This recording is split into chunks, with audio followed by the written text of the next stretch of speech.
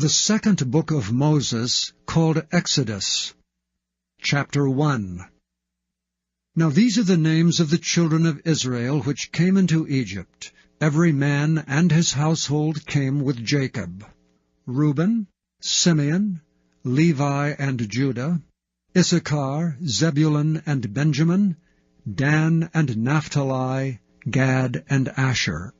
And all the souls that came out of the loins of Jacob were 70 souls, for Joseph was in Egypt already.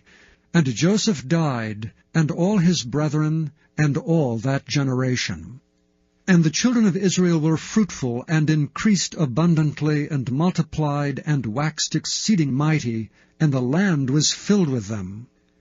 Now there arose up a new king over Egypt, which knew not Joseph. And he said unto his people, Behold, the people of the children of Israel are more and mightier than we. Come on, let us deal wisely with them, lest they multiply, and it come to pass that when there falleth out any war, they join also unto our enemies, and fight against us, and so get them up out of the land. Therefore they did set over them taskmasters to afflict them with their burdens. And they built for Pharaoh treasure cities, Pithom and Raamses. But the more they afflicted them, the more they multiplied and grew. And they were grieved because of the children of Israel. And the Egyptians made the children of Israel to serve with rigor. And they made their lives bitter with hard bondage in mortar and in brick, and in all manner of service in the field. All their service wherein they made them serve was with rigor. And the king of Egypt spake to the Hebrew midwives, of which the name of one was Shiphrah, and the name of the other Puah. And he said, When ye do the office of a midwife to the Hebrew women, and see them upon the stools, if it be a son, then ye shall kill him. But if it be a daughter, then she shall live. But the midwives feared God, and did not as the king of Egypt commanded them, but saved the men-children alive. And the king of Egypt called for the midwives, and said unto them, Why have ye done this thing, and have saved the men-children alive? And the midwives said unto Pharaoh, Because the Hebrew women are not as the Egyptian women, for they are lively, and are delivered ere the midwives come in unto them. Therefore God dealt well with the midwives, and the people multiplied and waxed very mighty. And it came to pass, because the midwives feared God, that he made them houses. And Pharaoh charged all his people, saying, Every son that is born ye shall cast into the river, and every daughter ye shall save alive. And there went a man of the house of Levi, and took to wife a daughter of Levi. And the woman conceived, and bare a son. And when she saw him that he was a goodly child, she hid him 3 months. And when she could no longer hide him, she took for him an ark of bulrushes, and daubed it with slime and with pitch, and put the child therein, and she laid it in the flags by the river's brink. And his sisters stood afar off, to wit what would be done to him. And the daughter of Pharaoh came down to wash herself at the river, and her maidens walked along by the river's side. And when she saw the ark among the flags, she sent her maid to fetch it. And when she had opened it, she saw the child, and behold, the babe wept. And she had compassion on him, and said, This is one of the Hebrews' children. Then said his sister to Pharaoh's daughter, Shall I go and call to thee a nurse of the Hebrew women, that she may nurse the child for thee? And Pharaoh's daughter said to her, Go. And the maid went and called the child's mother. And Pharaoh's daughter said unto her, Take this child away, and nurse it for me, and I will give thee thy wages. And the woman took the child, and nursed it. And the child grew. And she brought him unto Pharaoh's daughter, and he became her son. And she called his name Moses. And she said, Because I drew him out of the water. And it came to pass in those days, when Moses was grown, that he went out unto his brethren, and looked on their burdens. And he spied an Egyptian smiting an Hebrew, one of his brethren. And he looked this way and that way, and when he saw there was no man, he slew the Egyptian and hid him in the sand. And when he went out the second day, behold, 2 men of the Hebrews strove together. And he said to him that did the wrong, Wherefore smitest thou thy fellow?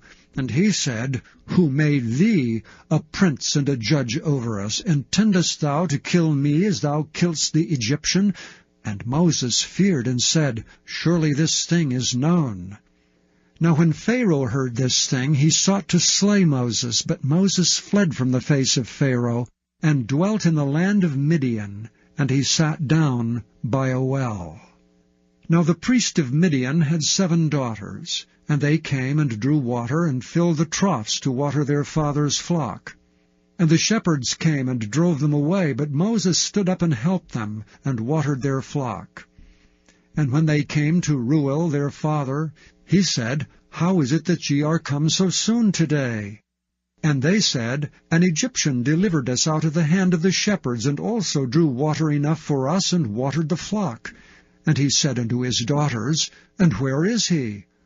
Why is it that ye have left the man? Call him, that he may eat bread. And Moses was content to dwell with the man, and he gave Moses Zipporah his daughter.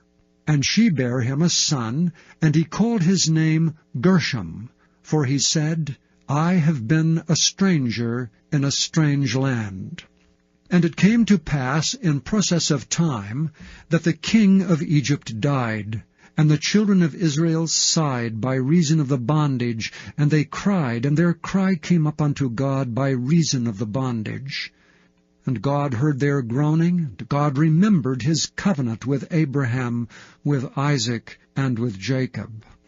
And God looked upon the children of Israel, and God had respect unto them. Now Moses kept the flock of Jethro his father-in-law, the priest of Midian, and he led the flock to the backside of the desert, and came to the mountain of God, even to Horeb. And the angel of the Lord appeared unto him in a flame of fire out of the midst of a bush. And he looked, and behold, the bush burned with fire, and the bush was not consumed. And Moses said, I will now turn aside and see this great sight, why the bush is not burnt. And when the Lord saw that he turned aside to see, God called unto him out of the midst of the bush, and said, Moses, Moses. And he said, Here am I. And he said, Draw not nigh hither, put off thy shoes from off thy feet, for the place whereon thou standest is holy ground. Moreover he said, I am the God of thy father, the God of Abraham, the God of Isaac, and the God of Jacob. And Moses hid his face, for he was afraid to look upon God. And the Lord said, I have surely seen the affliction of my people which are in Egypt, and have heard their cry by reason of their taskmasters, for I know their sorrows. And I am come down to deliver them out of the hand of the Egyptians, and to bring them up out of that land unto a good land and a large, unto a land flowing with milk and honey, unto the place of the Canaanites, and the Hittites, and the Amorites, and the Perizzites, and the Hivites, and the Jebusites. Now therefore, behold, the cry of the children of Israel is come unto me, and I have also seen the oppression wherewith the Egyptians oppress them. Come now therefore, and I will send thee unto Pharaoh, that thou mayest bring forth my people, the children of Israel, out of Egypt. And Moses said unto God, Who am I, that I should go unto Pharaoh, and that I should bring forth the children of Israel out of Egypt? And he said, Certainly I will be with thee, and this shall be a token unto thee, that I have sent thee. When thou hast brought forth the people out of Egypt, ye shall serve God upon this mountain. And Moses said unto God, Behold, when I come unto the children of Israel, and shall say unto them, The God of your fathers hath sent me unto you, and they shall say to me, What is his name? What shall I say unto them? And God said unto Moses, I am that I am. And he said, Thus shalt thou say unto the children of Israel, I am, hath sent me unto you. And God said moreover unto Moses, Thus shalt thou say unto the children of Israel, The Lord God of your fathers, the God of Abraham, the God of Isaac, and the God of Jacob hath sent me unto you. This is my name forever, and this is my memorial unto all generations. Go and gather the elders of Israel together, and say unto them, The Lord God of your fathers, the God of Abraham, of Isaac, and of Jacob, appeared unto me, saying, I have surely visited you, and seen that which is done to you in Egypt. And I have said, I will bring you up out of the affliction of Egypt, unto the land of the Canaanites, and the Hittites, and the Amorites, and the Perizzites, and the Hivites, and the Jebusites, unto a land flowing with milk and honey. And they shall hearken to thy voice. And thou shalt come, thou and the elders of Israel, unto the king of Egypt, and ye shall say unto him, The Lord God of the Hebrews hath met with us. And now let us go, we beseech thee, 3 days' journey into the wilderness, that we may sacrifice to the Lord our God. And I am sure that the king of Egypt will not let you go, no, not by a mighty hand. And I will stretch out my hand, and smite Egypt with all my wonders which I will do in the midst thereof, and after that he will let you go. And I will give this people favor in the sight of the Egyptians. And it shall come to pass that when ye go, ye shall not go empty, but every woman shall borrow of her neighbor, and of her that sojourneth in her house, jewels of silver, and jewels of gold, and raiment, and ye shall put them upon your sons, and upon your daughters, and ye shall spoil the Egyptians. And Moses answered and said, But behold, they will not believe me, nor hearken unto my voice, for they will say, The Lord hath not appeared unto thee. And the Lord said unto him, What is that in thine hand? And he said, A rod. And he said, Cast it on the ground. And he cast it on the ground, and it became a serpent, and Moses fled from before it. And the Lord said unto Moses, Put forth thine hand, and take it by the tail. And he put forth his hand, and caught it, and it became a rod in his hand. That they may believe that the Lord God of their fathers, the God of Abraham, the God of Isaac, and the God of Jacob, hath appeared unto thee. And the Lord said furthermore unto him, Put now thine hand into thy bosom. And he put his hand into his bosom, and when he took it out, behold, his hand was leprous as snow. And he said, Put thine hand into thy bosom again. And he put his hand into his bosom again, and plucked it out of his bosom, and behold, it was turned again as his other flesh. And it shall come to pass, if they will not believe thee, neither hearken to the voice of the first sign, that they will believe the voice of the latter sign. And it shall come to pass, if they will not believe also these 2 signs, neither hearken unto thy voice, that thou shalt take of the water of the river, and pour it upon the dry land, and the water which thou takest out of the river shall become blood upon the dry land. And Moses said unto the Lord, O my Lord, I am not eloquent, neither heretofore nor since thou hast spoken unto thy servant, but I am slow of speech, and of a slow tongue. And the Lord said unto him, Who hath made man's mouth? Or who maketh the dumb, or deaf, or the seeing, or the blind? Have not I the Lord?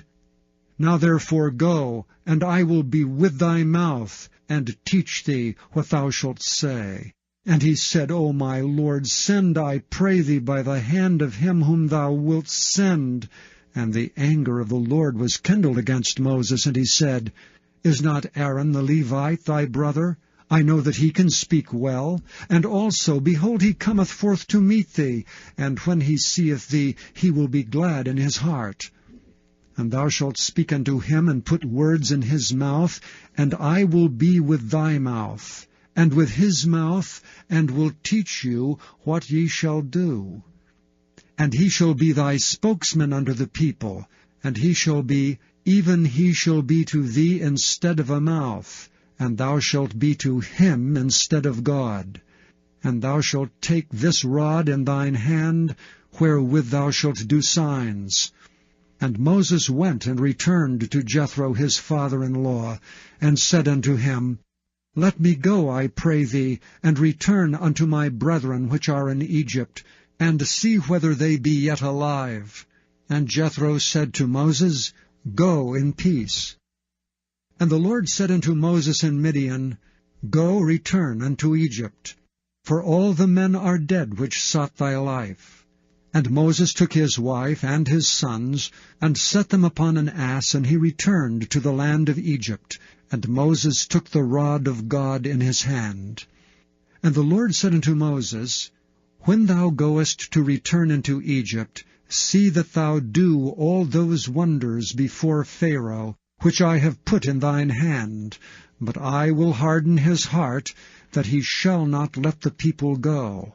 And thou shalt say unto Pharaoh, Thus saith the Lord, Israel is my son, even my firstborn. And I say unto thee, Let my son go, that he may serve me. And if thou refuse to let him go, behold, I will slay thy son, even thy firstborn. And it came to pass by the way in the inn, that the Lord met him and sought to kill him. Then Zipporah took a sharp stone, and cut off the foreskin of her son, and cast it at his feet, and said, Surely a bloody husband art thou to me. So he let him go. Then she said, A bloody husband thou art, because of the circumcision. And the Lord said to Aaron, Go into the wilderness to meet Moses. And he went and met him in the mount of God, and kissed him. And Moses told Aaron all the words of the Lord, who had sent him, and all the signs which he had commanded him. And Moses and Aaron went and gathered together all the elders of the children of Israel. And Aaron spoke all the words which the Lord had spoken unto Moses, and did the signs in the sight of the people. And the people believed, and when they heard that the Lord had visited the children of Israel, and that he had looked upon their affliction, then they bowed their heads. Chapter 5. And afterward Moses and Aaron went in, and told Pharaoh, Thus saith the Lord God of Israel, Let my people go, that they may hold a feast unto me in the wilderness. And Pharaoh said, Who is the Lord, that I should obey his voice, to let Israel go? I know not the Lord, neither will I let Israel go. And they said, The God of the Hebrews hath met with us. Let us go, we pray thee, 3 days' journey into the desert, and sacrifice unto the Lord our God, lest he fall upon us with pestilence, or with the sword. And the king of Egypt said unto them, Wherefore do ye, Moses and Aaron, let the people from their works? Get you unto your burdens. And Pharaoh said, Behold, the people of the land now are many, and ye make them rest from their burdens. And Pharaoh commanded the same day the taskmasters of the people and their officers, saying, Ye shall no more give the people straw to make brick as heretofore. Let them go and gather straw for themselves. And the tale of the bricks which they did make heretofore ye shall lay upon them. Ye shall not diminish aught thereof, for they be idle. Therefore they cry, saying, Let us go and sacrifice to our God. Let there more work be laid upon the men, that they may labor therein, and let them not regard vain words. And the taskmasters of the people went out, and their officers, and they spake to the people, saying, Thus saith Pharaoh, I will not give you straw. Go ye, get your straw where ye can find it. Yet not aught of your work shall be diminished. So the people were scattered abroad throughout all the land of Egypt to gather stubble instead of straw. And the taskmasters hasted them, saying, Fulfill your works, your daily tasks, as when there was straw. And the officers of the children of Israel, which Pharaoh's taskmasters had set over them, were beaten and demanded, Wherefore have ye not fulfilled your task in making brick both yesterday and today as heretofore? Then the officers of the children of Israel came and cried unto Pharaoh, saying, Wherefore dealest thou thus with thy servants? There is no straw given unto thy servants. And they say to us, Make brick, and behold, thy servants are beaten, but the fault is thine own people. But he said, Ye are idle, ye are idle. Therefore ye say, Let us go and do sacrifice to the Lord. Go therefore now and work, for there shall no straw be given you, yet shall ye deliver the tale of bricks. And the officers of the children of Israel did see that they were in evil case, after it was said, Ye shall not diminish aught from your bricks of your daily task. And they met Moses and Aaron, who stood in the way as they came forth from Pharaoh. And they said unto them, The Lord look upon you and judge, because ye have made our savour to be abhorred in the eyes of Pharaoh and in the eyes of his servants, to put a sword in their hand to slay us. And Moses returned unto the Lord, and said, Lord, wherefore hast thou so evil entreated this people? Why is it that thou hast sent me? For since I came to Pharaoh to speak in thy name, he hath done evil to this people, neither hast thou delivered thy people. Chapter 6. Then the Lord said unto Moses, Now shalt thou see what I will do to Pharaoh. For with a strong hand shall he let them go, and with a strong hand shall he drive them out of his land. And God spake unto Moses, and said unto him, I am the Lord, and I appeared unto Abraham, unto Isaac, and unto Jacob, by the name of God Almighty, but by my name Jehovah was I not known to them. And I have also established my covenant with them, to give them the land of Canaan, the land of their pilgrimage wherein they were strangers. And I have also heard the groaning of the children of Israel, whom the Egyptians keep in bondage, and I have remembered my covenant. Wherefore say unto the children of Israel, I am the Lord, and I will bring you out from under the burdens of the Egyptians, and I will rid you out of their bondage, and I will redeem you with a stretched out arm, and with great judgments. And I will take you to me for a people, and I will be to you a God. And ye shall know that I am the Lord your God, which bringeth you out from under the burdens of the Egyptians. And I will bring you in unto the land concerning the which I did swear to give it to Abraham, to Isaac, and to Jacob, and I will give it you for an heritage. I am the Lord. And Moses spake so unto the children of Israel, but they hearkened not unto Moses for anguish of spirit, and for cruel bondage. And the Lord spake unto Moses, saying, Go in, speak unto Pharaoh king of Egypt, that he let the children of Israel go out of his land. And Moses spake before the Lord, saying, Behold, the children of Israel have not hearkened unto me. How then shall Pharaoh hear me, who am of uncircumcised lips? And the Lord spake unto Moses and unto Aaron, and gave them a charge unto the children of Israel, and unto Pharaoh king of Egypt, to bring the children of Israel out of the land of Egypt. These be the heads of their fathers' houses, the sons of Reuben, the firstborn of Israel, Hanok, and Palu, Hezron, and Carmi. These be the families of Reuben. And the sons of Simeon, Jemuel, and Jamin, and Ohad, and Jachin, and Zohar, and Shaul, the son of a Canaanitish woman. These are the families of Simeon. And these are the names of the sons of Levi according to their generations, Gershon, and Kohath, and Merari. And the years of the life of Levi were 137 years. The sons of Gershon, Libni and Shimei, according to their families. And the sons of Kohath, Amram, and Izhar, and Hebron, and Uziel. And the years of the life of Kohath were 133 years. And the sons of Merari, Mahali, and Mushai. These are the families of Levi according to their generations. And Amram took him Jochebed his father's sister to wife, and she bare him Aaron and Moses. And the years of the life of Amram were 137 years. And the sons of Izhar, Korah, and Nepheg, and Zichri, and the sons of Uziel, Mishael, and Elzaphan, and Zithri. And Aaron took him Elisheba, daughter of Amminadab, sister of Naashon, to wife. And she bare him Nadab, and Abihu, Eleazar, and Ithamar. And the sons of Korah, Asir, and Elkanah, and Abiasaph. These are the families of the Korhites. And Eleazar, Aaron's son, took him one of the daughters of Putiel to wife, and she bare him Phinehas. These are the heads of the fathers of the Levites according to their families. These are that Aaron and Moses to whom the Lord said, Bring out the children of Israel from the land of Egypt according to their armies.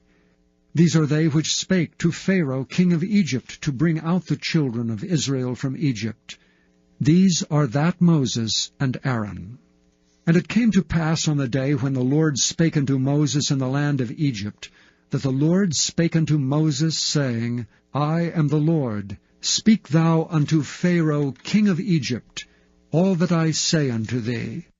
And Moses said before the Lord, Behold, I am of uncircumcised lips, and how shall Pharaoh hearken unto me? And the Lord said unto Moses, See, I have made thee a god to Pharaoh, and Aaron thy brother shall be thy prophet. Thou shalt speak all that I command thee, and Aaron thy brother shall speak unto Pharaoh, that he send the children of Israel out of his land. And I will harden Pharaoh's heart, and multiply my signs and my wonders in the land of Egypt. But Pharaoh shall not hearken unto you, that I may lay my hand upon Egypt, and bring forth mine armies and my people, the children of Israel, out of the land of Egypt by great judgments. And the Egyptians shall know that I am the Lord, when I stretch forth mine hand upon Egypt, and bring out the children of Israel from among them. And Moses and Aaron did as the Lord commanded them, so did they. And Moses was 80 years old, and Aaron 83 years old, when they spake unto Pharaoh. And the Lord spake unto Moses and unto Aaron, saying, When Pharaoh shall speak unto you, saying, Show a miracle for you, then thou shalt say unto Aaron, Take thy rod, and cast it before Pharaoh, and it shall become a serpent. And Moses and Aaron went in unto Pharaoh, and they did so as the Lord had commanded. And Aaron cast down his rod before Pharaoh, and before his servants, and it became a serpent. Then Pharaoh also called the wise men and the sorcerers. Now the magicians of Egypt, they also did in like manner with their enchantments. For they cast down every man his rod, and they became serpents, but Aaron's rod swallowed up their rods. And he hardened Pharaoh's heart, that he hearkened not unto them, as the Lord had said. And the Lord said unto Moses, Pharaoh's heart is hardened, he refuseth to let the people go. Get thee unto Pharaoh in the morning. Lo, he goeth out unto the water, and thou shalt stand by the river's brink, against he come. And the rod which was turned to a serpent shalt thou take in thine hand.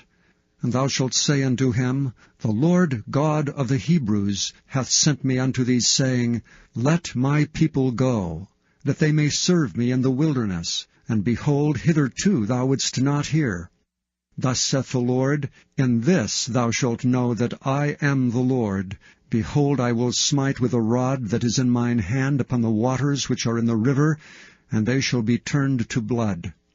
And the fish that is in the river shall die, and the river shall stink, and the Egyptians shall loathe to drink of the water of the river. And the Lord spake unto Moses, Say unto Aaron, Take thy rod, and stretch out thine hand upon the waters of Egypt, upon their streams, upon their rivers, and upon their ponds, and upon all their pools of water, that they may become blood, and that there may be blood throughout all the land of Egypt, both in vessels of wood and in vessels of stone. And Moses and Aaron did so, as the Lord commanded. And he lifted up the rod, and smote the waters that were in the river, in the sight of Pharaoh, and in the sight of his servants, and all the waters that were in the river were turned to blood. And the fish that was in the river died, and the river stank, and the Egyptians could not drink of the water of the river, and there was blood throughout all the land of Egypt. And the magicians of Egypt did so with their enchantments, and Pharaoh's heart was hardened, neither did he hearken unto them, as the Lord had said. And Pharaoh turned and went into his house, neither did he set his heart to this also. And all the Egyptians digged round about the river for water to drink, for they could not drink of the water of the river. And 7 days were fulfilled after that the Lord had smitten the river. And the Lord spake unto Moses, Go unto Pharaoh, and say unto him, Thus saith the Lord, Let my people go, that they may serve me. And if thou refuse to let them go, behold, I will smite all thy borders with frogs. And the river shall bring forth frogs abundantly, which shall go up and come into thine house, and into thy bedchamber, and upon thy bed, and into the house of thy servants, and upon thy people, and into thine ovens, and into thy kneading troughs. And the frogs shall come up both on thee, and upon thy people, and upon all thy servants. And the Lord spake unto Moses, Say unto Aaron, Stretch forth thine hand with thy rod over the streams, over the rivers, and over the ponds, and cause frogs to come up upon the land of Egypt. And Aaron stretched out his hand over the waters of Egypt, and the frogs came up, and covered the land of Egypt. And the magicians did so with their enchantments, and brought up frogs upon the land of Egypt. And Pharaoh called for Moses and Aaron, and said, Entreat the Lord that he may take away the frogs from me and from my people, and I will let the people go, that they may do sacrifice unto the Lord. And Moses said unto Pharaoh, Glory over me. When shall I entreat for thee, and for thy servants, and for thy people, to destroy the frogs from thee and thy houses, that they may remain in the river only? And he said, Tomorrow. And he said, Be it according to thy word, that thou mayest know that there is none like unto the Lord our God. And the frog shall depart from thee, and from thy houses, and from thy servants, and from thy people, they shall remain in the river only. And Moses and Aaron went out from Pharaoh, and Moses cried unto the Lord because of the frogs which he had brought against Pharaoh. And the Lord did according to the word of Moses. And the frogs died out of the houses, out of the villages, and out of the fields. And they gathered them together upon heaps, and the land stank. And when Pharaoh saw that there was respite, he hardened his heart, and hearkened not unto them, as the Lord had said. And the Lord said unto Moses, Say unto Aaron, Stretch out thy rod, and smite the dust of the land, that it may become lice throughout all the land of Egypt. And they did so. For Aaron stretched out his hand with his rod, and smote the dust of the earth, and it became lice in man and in beast. All the dust of the land became lice throughout all the land of Egypt. And the magicians did so with their enchantments to bring forth lice, but they could not. So there were lice upon man and upon beast. Then the magicians said unto Pharaoh, This is the finger of God. And Pharaoh's heart was hardened, and he hearkened not unto them, as the Lord had said. And the Lord said unto Moses, Rise up early in the morning, and stand before Pharaoh. Lo, he cometh forth to the water. And say unto him, Thus saith the Lord, Let my people go, that they may serve me. Else, if thou wilt not let my people go, behold, I will send swarms of flies upon thee, and upon thy servants, and upon thy people, and into thy houses, and the houses of the Egyptians shall be full of swarms of flies, and also the ground whereon they are. And I will sever in that day the land of Goshen, in which my people dwell, that no swarms of flies shall be there, to the end thou mayest know that I am the Lord in the midst of the earth. And I will put a division between my people and thy people. Tomorrow shall this sign be. And the Lord did so. And there came a grievous swarm of flies into the house of Pharaoh, and into his servants' houses, and into all the land of Egypt. The land was corrupted by reason of the swarms of flies. And Pharaoh called for Moses and for Aaron, and said, Go ye, sacrifice to your God in the land. And Moses said, It is not meet so to do. For we shall sacrifice the abomination of the Egyptians to the Lord our God. Lo, shall we sacrifice the abomination of the Egyptians before their eyes? And will they not stone us?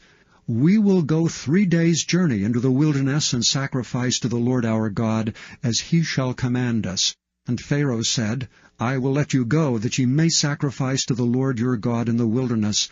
Only ye shall not go very far away. Entreat for me. And Moses said, Behold, I go out from thee, and I will entreat the Lord, that the swarms of flies may depart from Pharaoh, from his servants and from his people, tomorrow. But let not Pharaoh deal deceitfully any more in not letting the people go to sacrifice to the Lord. And Moses went out from Pharaoh, and entreated the Lord. And the Lord did according to the word of Moses. And he removed the swarms of flies from Pharaoh, from his servants and from his people. There remained not one. And Pharaoh hardened his heart at this time also, neither would he let the people go. 9. Then the Lord said unto Moses, Go in unto Pharaoh, and tell him, Thus saith the Lord, God of the Hebrews, Let my people go, that they may serve me.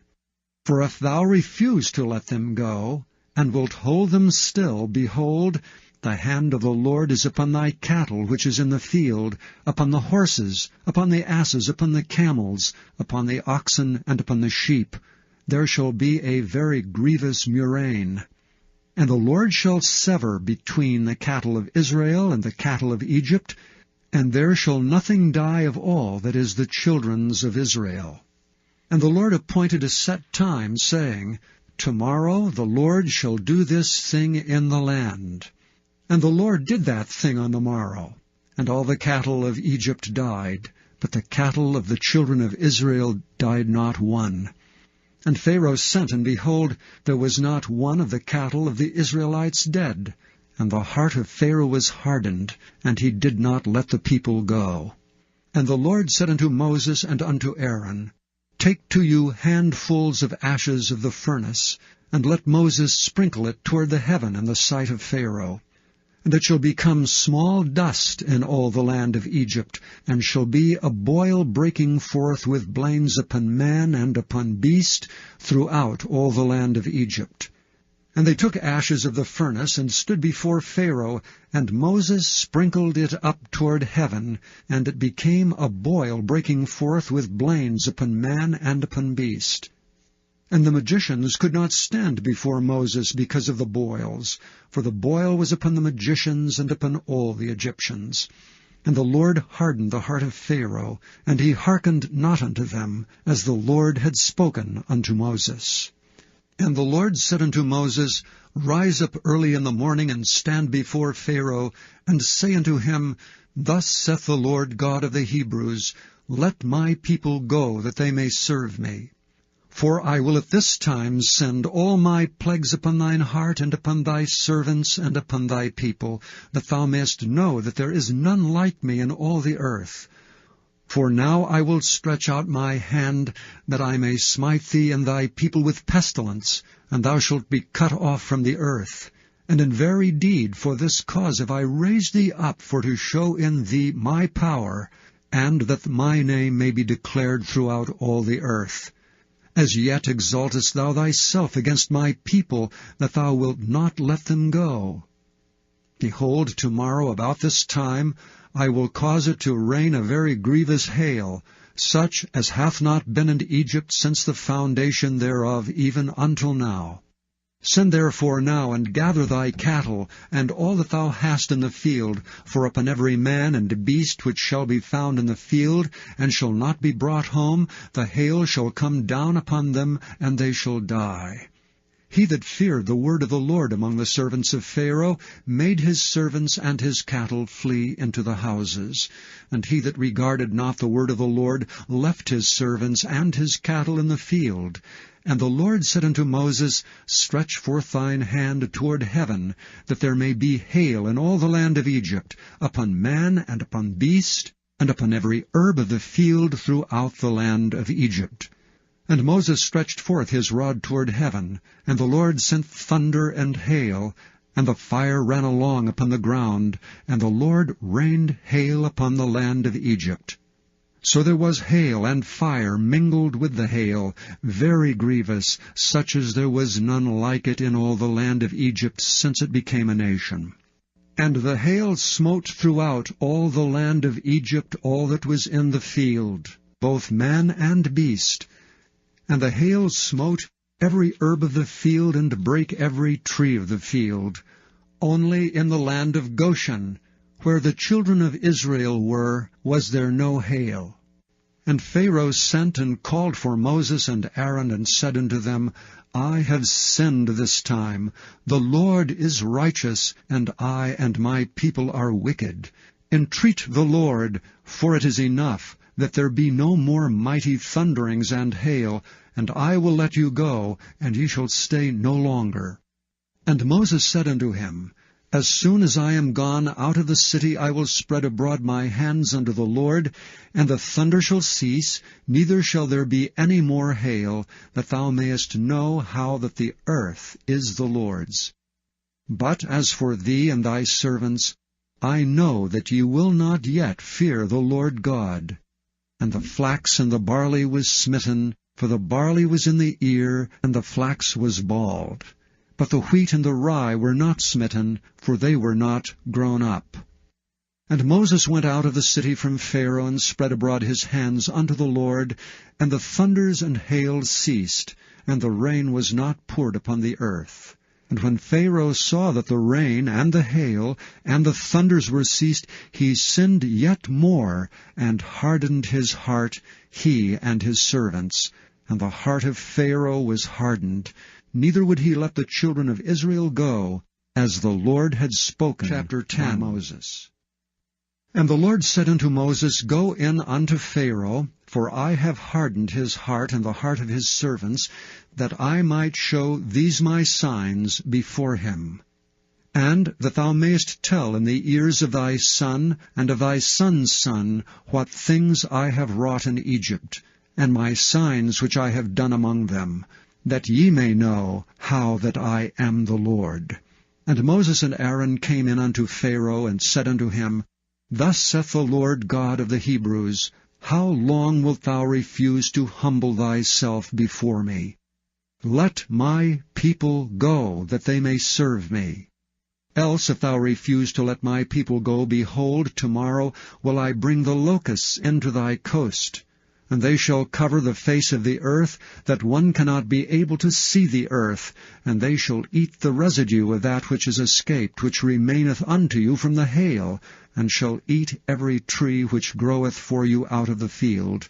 And they shall fill thy houses, and the houses of all thy servants, and the houses of all the Egyptians, which neither thy fathers nor thy fathers' fathers have seen since the day that they were upon the earth unto this day. And he turned himself and went out from Pharaoh. And Pharaoh's servants said unto him, How long shall this man be a snare unto us? Let the men go, that they may serve the Lord their God. Knowest thou not yet that Egypt is destroyed? And Moses and Aaron were brought again unto Pharaoh, and he said unto them, Go, serve the Lord your God. But who are they that shall go? And Moses said, We will go with our young and with our old, with our sons and with our daughters, with our flocks and with our herds we will go, for we must hold a feast unto the Lord. And he said unto them, Let the Lord be so with you as I will let you go, and your little ones, look to it, for evil is before you. Not so. Go now ye that are men, and serve the Lord. For that ye did desire, and they were driven out from Pharaoh's presence. And the Lord said unto Moses, Stretch out thine hand over the land of Egypt for the locusts, that they may come up upon the land of Egypt, and eat every herb of the land, even all that the hail hath left. And Moses stretched forth his rod over the land of Egypt, and the Lord brought an east wind upon the land all that day and all that night, and when it was morning, the east wind brought the locusts. And the locusts went up over all the land of Egypt, and rested in all the coasts of Egypt. Very grievous were they. Before them there was no such locusts as they, neither after them shall be such. For they covered the face of the whole earth, so that the land was darkened. And they did eat every herb of the land, and all the fruit of the trees which the hail had left, and there remained not any green thing in the trees, or in the herbs of the field, through all the land of Egypt. And Pharaoh called for Moses and Aaron in haste, and he said, I have sinned against the Lord your God, and against you. Now therefore forgive, I pray thee, my sin only this once, and entreat the Lord your God, that he may take away from me this death only. And he went out from Pharaoh, and entreated the Lord. And the Lord turned a mighty strong west wind, which took away the locusts, and cast them into the Red Sea. There remained not one locust in all the coasts of Egypt. But the Lord hardened Pharaoh's heart, so that he would not let the children of Israel go. And the Lord said unto Moses, Stretch out thine hand toward heaven, that there may be darkness over the land of Egypt, even darkness which may be felt. And Moses stretched forth his hand toward heaven, and there was a thick darkness in all the land of Egypt 3 days. They saw not one another, neither rose any from his place for 3 days. But all the children of Israel had light in their dwellings. And Pharaoh called unto Moses and said, Go ye, serve the Lord, only let your flocks and your herds be stayed, let your little ones also go with you. And Moses said, Thou must give us also sacrifices and burnt offerings, that we may sacrifice unto the Lord our God. Our cattle also shall go with us. There shall not an hoof be left behind, for therefore must we take to serve the Lord our God, and we know not with what we must serve the Lord until we come thither. But the Lord hardened Pharaoh's heart, and he would not let them go. And Pharaoh said unto him, Get thee from me, take heed to thyself, see my face no more. For in that day thou seest my face, thou shalt die. And Moses said, Thou hast spoken well. I will see thy face again. Chapter 11. And the Lord said unto Moses, Yet will I bring one plague more upon Pharaoh and upon Egypt. Afterwards he will let you go hence. When he shall let you go, he shall surely thrust you out hence altogether. Speak now in the ears of the people, and let every man borrow of his neighbor and every woman of her neighbor jewels of silver and jewels of gold. And the Lord gave the people favor in the sight of the Egyptians. Moreover, the man Moses was very great in the land of Egypt, in the sight of Pharaoh's servants and in the sight of the people. And Moses said, Thus saith the Lord, About midnight will I go out into the midst of Egypt, and all the firstborn in the land of Egypt shall die, from the firstborn of Pharaoh that sitteth upon his throne, even unto the firstborn of the maidservant that is behind the mill, and all the firstborn of beasts. And there shall be a great cry throughout all the land of Egypt, such as there was none like it, nor shall be like it any more. But against any of the children of Israel shall not a dog move his tongue against man or beast, that ye may know how that the Lord doth put a difference between the Egyptians and Israel. And all these thy servants shall come down unto me, and bow down themselves unto me, saying, Get thee out, and all the people that follow thee, and after that I will go out. And he went out from Pharaoh in a great anger. And the Lord said unto Moses, Pharaoh shall not hearken unto you, that my wonders may be multiplied in the land of Egypt. And Moses and Aaron did all these wonders before Pharaoh, and the Lord hardened Pharaoh's heart, so that he would not let the children of Israel go out of his land. And the Lord spake unto Moses and Aaron in the land of Egypt, saying, This month shall be unto you the beginning of months. It shall be the first month of the year to you. Speak ye unto all the congregation of Israel, saying, In the 10th day of this month they shall take to them every man a lamb according to the house of their fathers, a lamb for an house. And if the household be too little for the lamb, let him and his neighbor next unto his house take it according to the number of the souls. Every man according to his eating shall make your count for the lamb. Your lamb shall be without blemish, a male of the first year. Ye shall take it out from the sheep and from the goats, and ye shall keep it up until the 14th day of the same month. And the whole assembly of the congregation of Israel shall kill it in the evening. And they shall take of the blood, and strike it on the 2 side posts, and on the upper door post of the houses wherein they shall eat it. And they shall eat the flesh in that night, roasted with fire, and unleavened bread, and with bitter herbs they shall eat it. Eat not of it raw, nor sodden it all with water, but roast with fire, his head with his legs, and with the purtenance thereof. And ye shall let nothing of it remain until the morning, and that which remaineth of it until the morning ye shall burn with fire. And thus shall ye eat it, with your loins girded, your shoes on your feet, and your staff in your hand. And ye shall eat it in haste. It is the Lord's Passover. For I will pass through the land of Egypt this night, and will smite all the firstborn in the land of Egypt, both man and beast. And against all the gods of Egypt I will execute judgment. I am the Lord. And the blood shall be to you for a token upon the houses where ye are. And when I see the blood, I will pass over you, and the plague shall not be upon you to destroy you when I smite the land of Egypt. And this day shall be unto you for a memorial, and ye shall keep it a feast to the Lord throughout your generations. Ye shall keep it a feast by an ordinance forever. 7 days shall ye eat unleavened bread.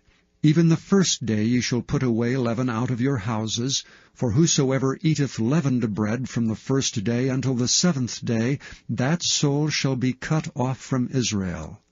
And in the first day there shall be an holy convocation. And in the 7th day there shall be an holy convocation to you. No manner of work shall be done in them, save that which every man must eat, that only may be done of you. And ye shall observe the feast of unleavened bread, for in this selfsame day have I brought your armies out of the land of Egypt.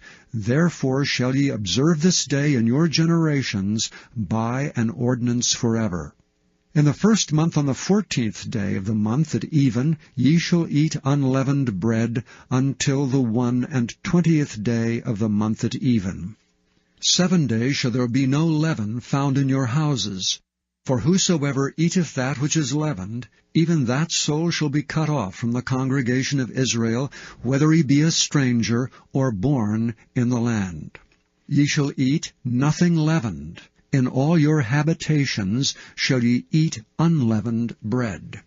Then Moses called for all the elders of Israel, and said unto them, Draw out and take you a lamb according to your families, and kill the Passover.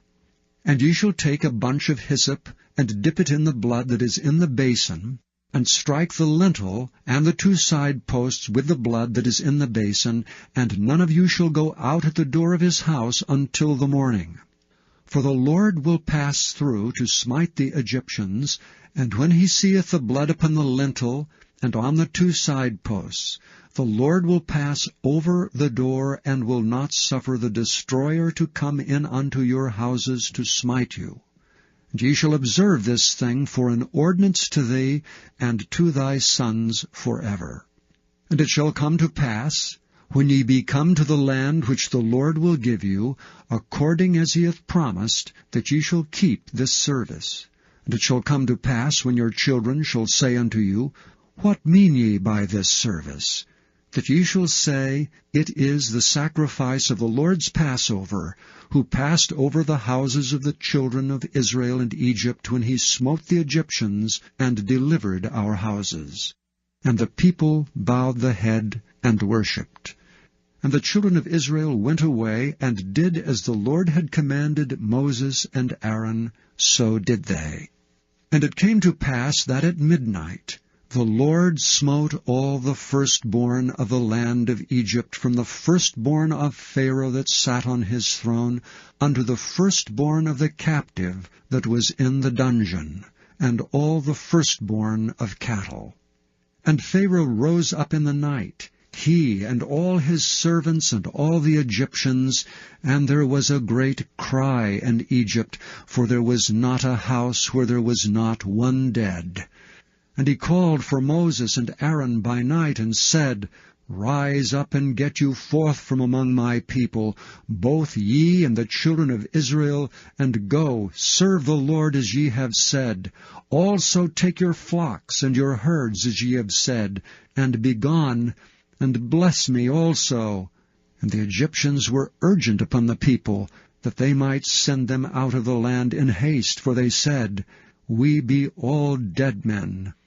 And the people took their dough before it was leavened, their kneading troughs being bound up in their clothes upon their shoulders.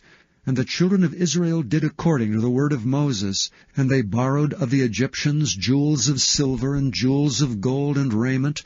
And the Lord gave the people favor in the sight of the Egyptians, so that they lent unto them such things as they required, and they spoiled the Egyptians.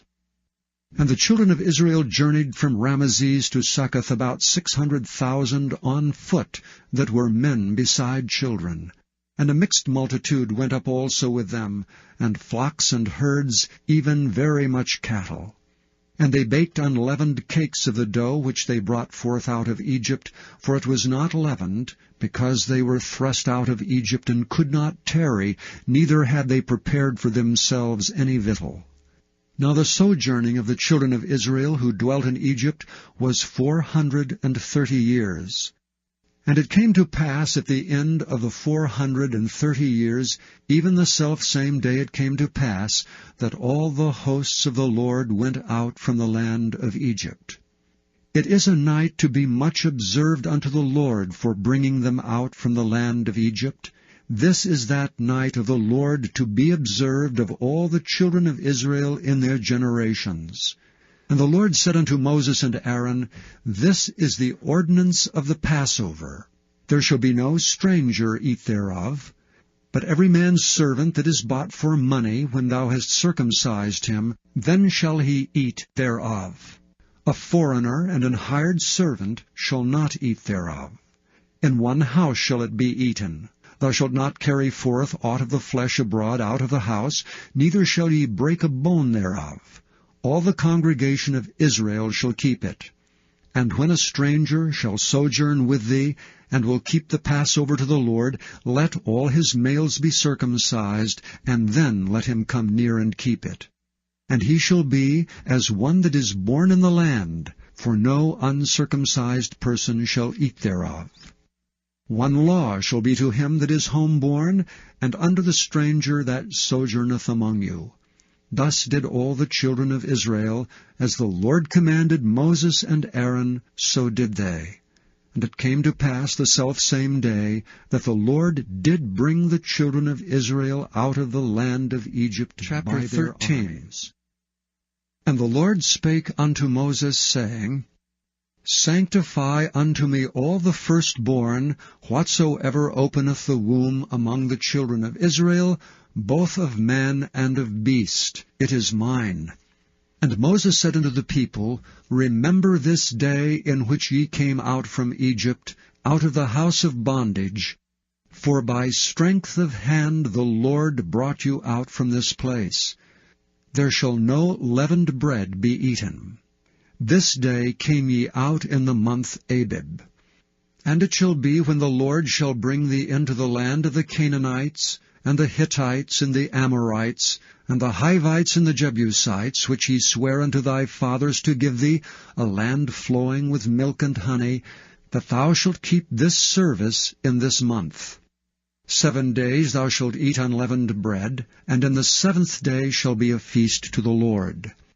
Unleavened bread shall be eaten 7 days, and there shall no leavened bread be seen with thee, neither shall there be leaven seen with thee in all thy quarters.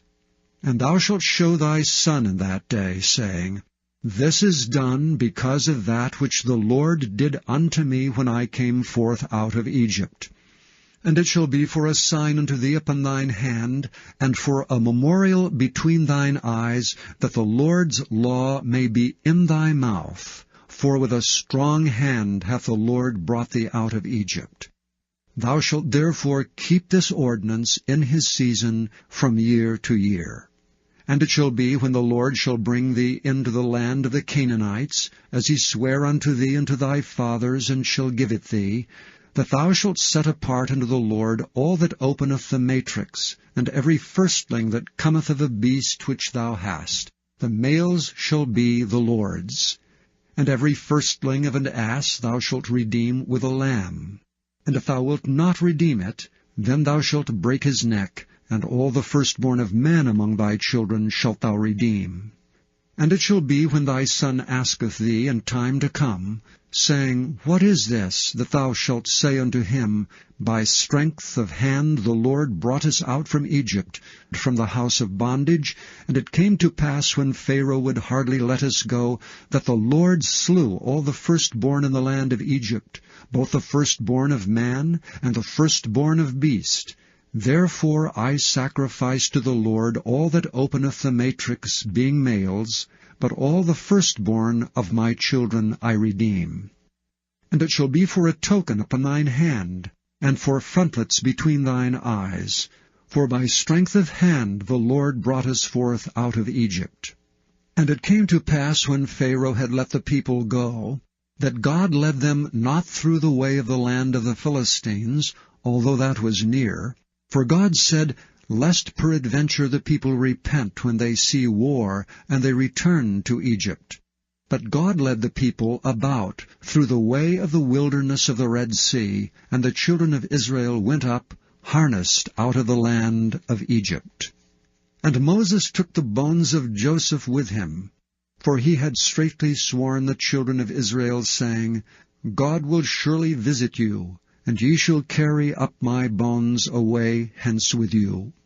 And they took their journey from Succoth, and encamped in Etham, in the edge of the wilderness. And the Lord went before them by day in a pillar of a cloud, to lead them the way, and by night in a pillar of fire to give them light, to go by day and night. He took not away the pillar of the cloud by day, nor the pillar of fire by night from 14. Before the people. And the Lord spake unto Moses, saying, Speak unto the children of Israel, that they turn and encamp before Pi-hahiroth, between Migdol and the sea, over against Baal-zephon. Before it shall ye encamp by the sea. For Pharaoh will say of the children of Israel, They are entangled in the land, the wilderness hath shut them in. And I will harden Pharaoh's heart, that he shall follow after them. And I will be honored upon Pharaoh, and upon all his host, that the Egyptians may know that I am the Lord. And they did so. And it was told the king of Egypt that the people fled, and the heart of Pharaoh and of his servants was turned against the people, and they said, Why have we done this, that we have let Israel go from serving us? And he made ready his chariot, and took his people with him. And he took 600 chosen chariots, and all the chariots of Egypt, and captains over every one of them. And the Lord hardened the heart of Pharaoh king of Egypt, and he pursued after the children of Israel, and the children of Israel went out with an high hand. But the Egyptians pursued after them, all the horses and chariots of Pharaoh, and his horsemen and his army, and overtook them encamping by the sea, beside Pi-hahiroth, before Baal-zephon. And when Pharaoh drew nigh, the children of Israel lifted up their eyes, and behold, the Egyptians marched after them. And they were sore afraid, and the children of Israel cried out unto the Lord. And they said unto Moses, Because there were no graves in Egypt, hast thou taken us away to die in the wilderness? Wherefore hast thou dealt thus with us, to carry us forth out of Egypt? Is not this the word that we did tell thee in Egypt, saying, Let us alone, that we may serve the Egyptians? For it had been better for us to serve the Egyptians than that we should die in the wilderness. And Moses said unto the people, Fear ye not. Stand still and see the salvation of the Lord, which he will show to you today. For the Egyptians whom ye have seen today, ye shall see them again no more forever. The Lord shall fight for you, and ye shall hold your peace. And the Lord said unto Moses, Wherefore criest thou unto me? Speak unto the children of Israel, that they go forward. But lift thou up thy rod, and stretch out thine hand over the sea, and divide it. And the children of Israel shall go on dry ground through the midst of the sea. And I, behold, I will harden the hearts of the Egyptians, and they shall follow them. And I will get me honor upon Pharaoh, and upon all his host, upon his chariots, and upon his horsemen. The Egyptians shall know that I am the Lord, when I have gotten me honor upon Pharaoh, upon his chariots, and upon his horsemen. And the angel of God which went before the camp of Israel removed and went behind them. And the pillar of the cloud went from before their face, and stood behind them. And it came between the camp of the Egyptians and the camp of Israel. And it was a cloud and darkness to them, but it gave light by night to these, so that the one came not near the other all the night. And Moses stretched out his hand over the sea, and the Lord caused the sea to go back by a strong east wind all that night, and made the sea dry land, and the waters were divided. And the children of Israel went into the midst of the sea upon dry ground, and the waters were a wall unto them on their right hand and on their left. And the Egyptians pursued and went in after them to the midst of the sea, even all Pharaoh's horses, his chariots, and his horsemen. And it came to pass that in the morning watch the Lord looked unto the host of the Egyptians through the pillar of fire and of the cloud, and troubled the host of the Egyptians, and took off their chariot wheels, that they drave them heavily, so that the Egyptians said, Let us flee from the face of Israel, for the Lord fighteth for them against the Egyptians. And the Lord said unto Moses, Stretch out thine hand over the sea, that the waters may come again upon the Egyptians, upon their chariots, and upon their horsemen. And Moses stretched forth his hand over the sea, and the sea returned to his strength when the morning appeared, and the Egyptians fled against it, and the Lord overthrew the Egyptians in the midst of the sea. And the waters returned and covered the chariots and the horsemen, and all the host of Pharaoh that came into the sea after them.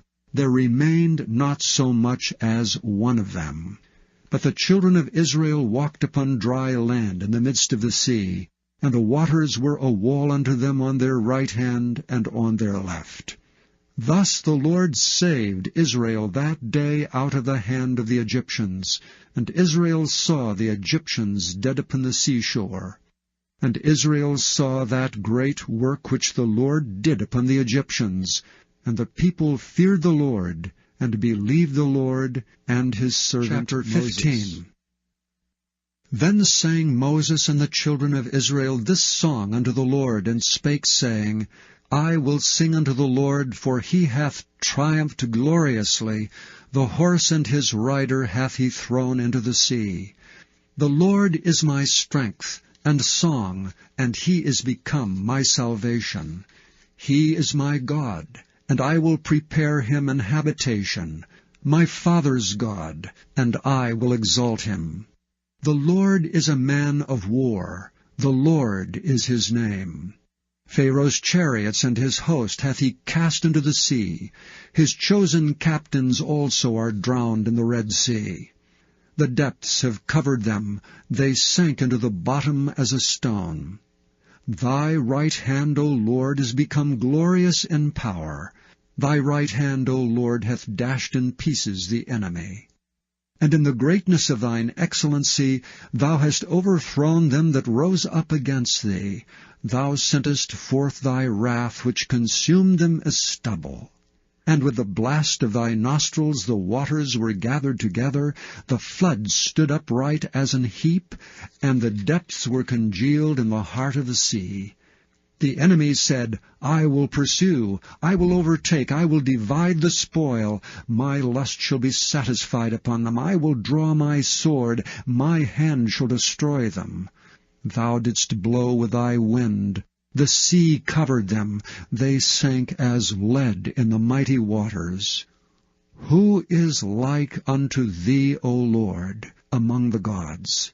Who is like thee, glorious in holiness, fearful in praises, doing wonders? Thou stretched out thy right hand, the earth swallowed them. Thou in thy mercy hast led forth the people which thou hast redeemed. Thou hast guided them in thy strength unto thy holy habitation. The people shall hear and be afraid. Sorrow shall take hold on the inhabitants of Palestina. Then the dukes of Edom shall be amazed. The mighty men of Moab trembling shall take hold upon them. All the inhabitants of Canaan shall melt away. Fear and dread shall fall upon them. By the greatness of thine arm they shall be as still as a stone, till thy people pass over, O Lord, till the people pass over which thou hast purchased. Thou shalt bring them in and plant them in the mountain of thine inheritance, in the place, O Lord, which thou hast made for thee to dwell in the sanctuary, O Lord, which thy hands have established. The Lord shall reign for ever and ever. For the horse of Pharaoh went in with his chariots, and with his horsemen into the sea, and the Lord brought again the waters of the sea upon them. But the children of Israel went on dry land in the midst of the sea. And Miriam the prophetess and sister of Aaron took a timbrel in her hand, and all the women went out after her with timbrels and with dances. And Miriam answered them, Sing ye to the Lord, for he hath triumphed gloriously. The horse and his rider hath he thrown into the sea.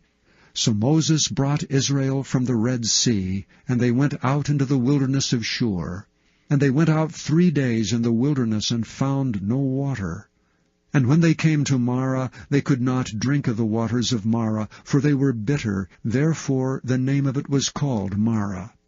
And the people murmured against Moses, saying, What shall we drink? And he cried unto the Lord, and the Lord showed him a tree, which when he had cast into the waters were made sweet. There he made for them a statute and an ordinance, and there he proved them, and said, If thou wilt diligently hearken to the voice of the Lord thy God, and wilt do that which is right in his sight, and wilt give ear to his commandments, and keep all his statutes, I will put none of these diseases upon thee, which I have brought upon the Egyptians. For I am the Lord that healeth thee. And they came to Elam, where were 12 wells of water, and 70 palm trees, and they encamped there by the waters. Chapter 16. And they took their journey from Elam, and all the congregation of the children of Israel came unto the wilderness of Sin, which is between Elam and Sinai, on the 15th day of the 2nd month after their departing out of the land of Egypt. And the whole congregation of the children of Israel murmured against Moses and Aaron in the wilderness. And the children of Israel said unto them, Would to God we had died by the hand of the Lord in the land of Egypt, when we sat by the flesh pots, and when we did eat bread to the full, for ye have brought us forth into this wilderness to kill this whole assembly with hunger. Then said the Lord unto Moses, Behold, I will rain bread from heaven for you, and the people shall go out and gather a certain rate every day, that I may prove them whether they will walk in my law or no. And it shall come to pass that on the 6th day they shall prepare that which they bring in, and it shall be twice as much as they gather daily. And Moses and Aaron said unto all the children of Israel, At even, then ye shall know that the Lord hath brought you out from the land of Egypt, And in the morning then ye shall see the glory of the Lord, for that he heareth your murmurings against the Lord. And what are we that ye murmur against us? And Moses said, This shall be, when the Lord shall give you in the evening flesh to eat, and in the morning bread to the full, for that the Lord heareth your murmurings which ye murmur against him. And what are we? Your murmurings are not against us, but against the Lord. And Moses spake unto Aaron, Say unto all the congregation of the children of Israel, Come near before the Lord, for he hath heard your murmurings. And it came to pass, as Aaron spake unto the whole congregation of the children of Israel, that they looked toward the wilderness, and behold, the glory of the Lord appeared in the cloud. The Lord spake unto Moses, saying, I have heard the murmurings of the children of Israel. Speak unto them, saying, At even ye shall eat flesh, and in the morning ye shall be filled with bread, and ye shall know that I am the Lord your God. And it came to pass that at even the quails came up, and covered the camp, and in the morning the dew lay round about the host. And when the dew that lay was gone up, behold, upon the face of the wilderness there lay a small round thing, as small as the hoarfrost on the ground. And when the children of Israel saw it, they said one to another, It is manna. For they wist not what it was. And Moses said unto them, This is the bread which the Lord hath given you to eat. This is the thing which the Lord hath commanded. Gather of it every man according to his eating, and omer for every man according to the number of your persons. Take ye every man for them which are in his tents. And the children of Israel did so, and gathered, some more, some less. And when they did meet it with an omer, he that gathered much had nothing over, and he that gathered little had no lack. They gathered every man according to his eating. And Moses said, Let no man leave of it till the morning. Notwithstanding they hearkened not unto Moses, but some of them left it until the morning, and it bred worms and stank. And Moses was wroth with them. And they gathered it every morning, every man according to his eating, and when the sun waxed hot, it melted. And it came to pass that on the 6th day they gathered twice as much bread, 2 omers for 1 man. And all the rulers of the congregation came and told Moses. And he said unto them, This is that which the Lord hath said, Tomorrow is the rest of the holy Sabbath unto the Lord. Bake that which ye will bake today, and seethe that ye will seethe, and that which remaineth over lay up for you to be kept until the morning. And they laid it up till the morning, as Moses bade, and it did not stink, neither was there any worm therein. And Moses said, Eat that today, for today is a Sabbath unto the Lord. Today ye shall not find it in the field. 6 days ye shall gather it, but on the 7th day, which is the Sabbath, in it there shall be none. And it came to pass that there went out some of the people on the 7th day for to gather, and they found none. And the Lord said unto Moses, How long refuse ye to keep my commandments and my laws? See, for that the Lord hath given you the Sabbath, therefore he giveth you on the 6th day the bread of 2 days. Abide ye every man in his place, let no man go out of his place on the 7th day. So the people rested on the 7th day. And the house of Israel called the name thereof manna. And it was like coriander seed, white, and the taste of it was like wafers made with honey. And Moses said, This is the thing which the Lord commandeth. Fill an omer of it to be kept for your generations, that they may see the bread wherewith I have fed you in the wilderness, when I brought you forth from the land of Egypt. And Moses said unto Aaron, Take a pot, and put an omer full of manna therein, and lay it up before the Lord, to be kept for your generations. As the Lord commanded Moses, so Aaron laid it up before the testimony to be kept. And the children of Israel did eat manna 40 years, until they came to a land inhabited. They did eat manna until they came into the borders of the land of Canaan. Now an omer is the 10th part. Chapter 17. And all the congregation of the children of Israel journeyed from the wilderness of Sin after their journeys, according to the commandment of the Lord, and pitched in Rephidim, and there was no water for the people to drink. Wherefore the people did chide with Moses, and said, Give us water, that we may drink. And Moses said unto them, Why chide ye with me? Wherefore do ye tempt the Lord? And the people thirsted there for water, and the people murmured against Moses, and said, Wherefore is this that thou hast brought us up out of Egypt, to kill us and our children and our cattle with thirst? And Moses cried unto the Lord, saying, What shall I do unto this people? They be almost ready to stone me. And the Lord said unto Moses, Go on before the people, and take with thee of the elders of Israel. And thy rod wherewith thou smotest the river take in thine hand, and go. Behold, I will stand before thee there upon the rock in Horeb, and thou shalt smite the rock, and there shall come water out of it, that the people may drink. And Moses did so in the sight of the elders of Israel.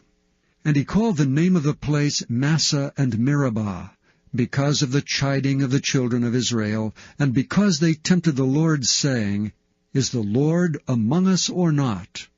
Then came Amalek, and fought with Israel and Rephidim.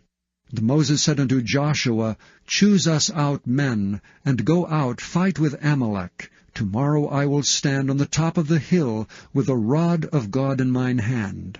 So Joshua did as Moses had said to him, and fought with Amalek. And Moses, Aaron, and Hur went up to the top of the hill.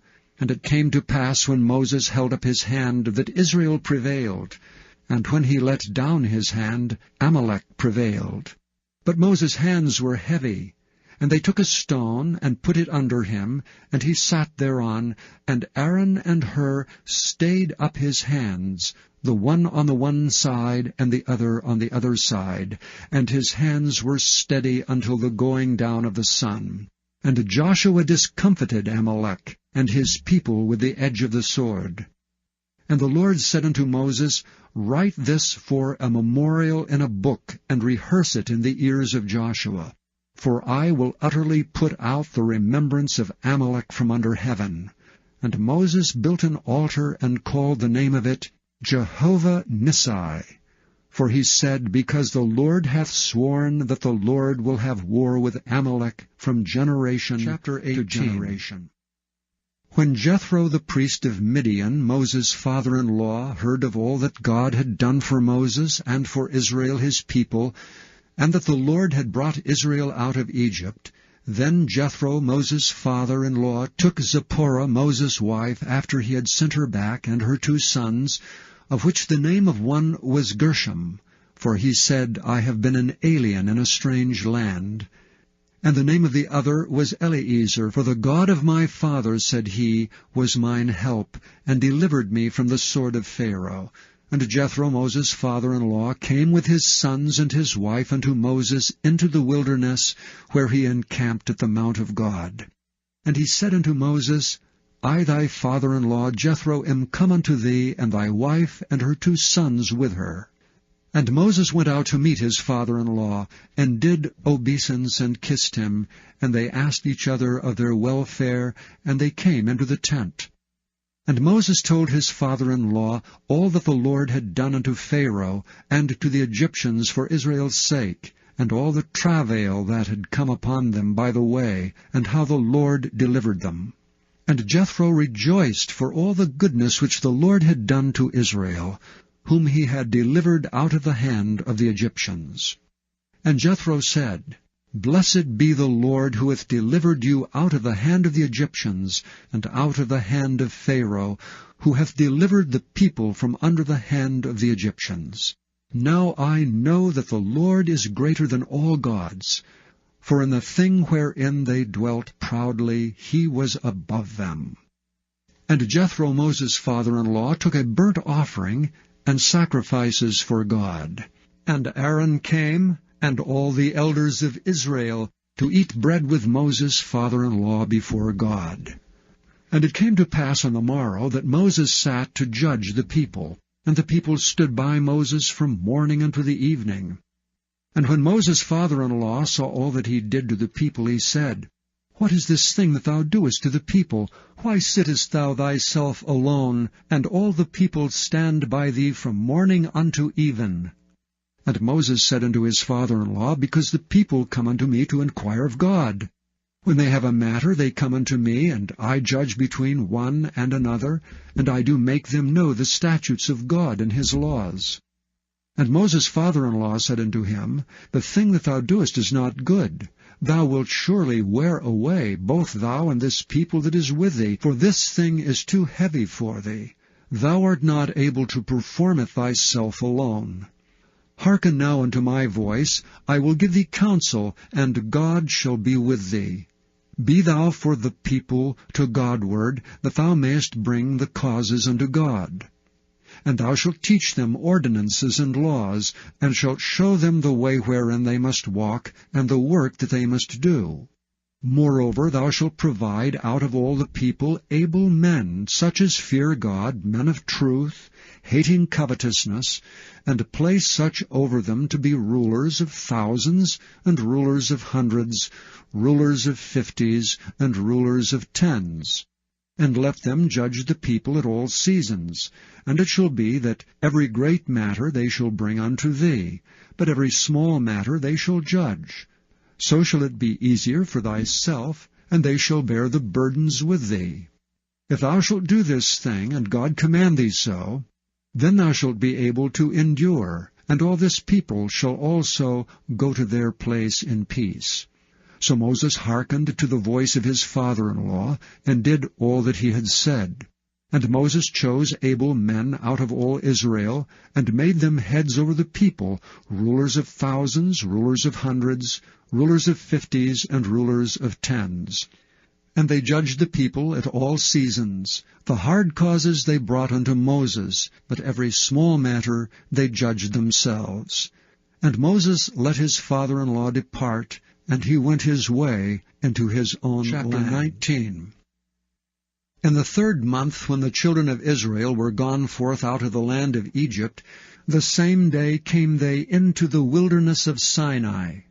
For they were departed from Rephidim, and were come to the desert of Sinai, and had pitched in the wilderness, and there Israel camped before the mount.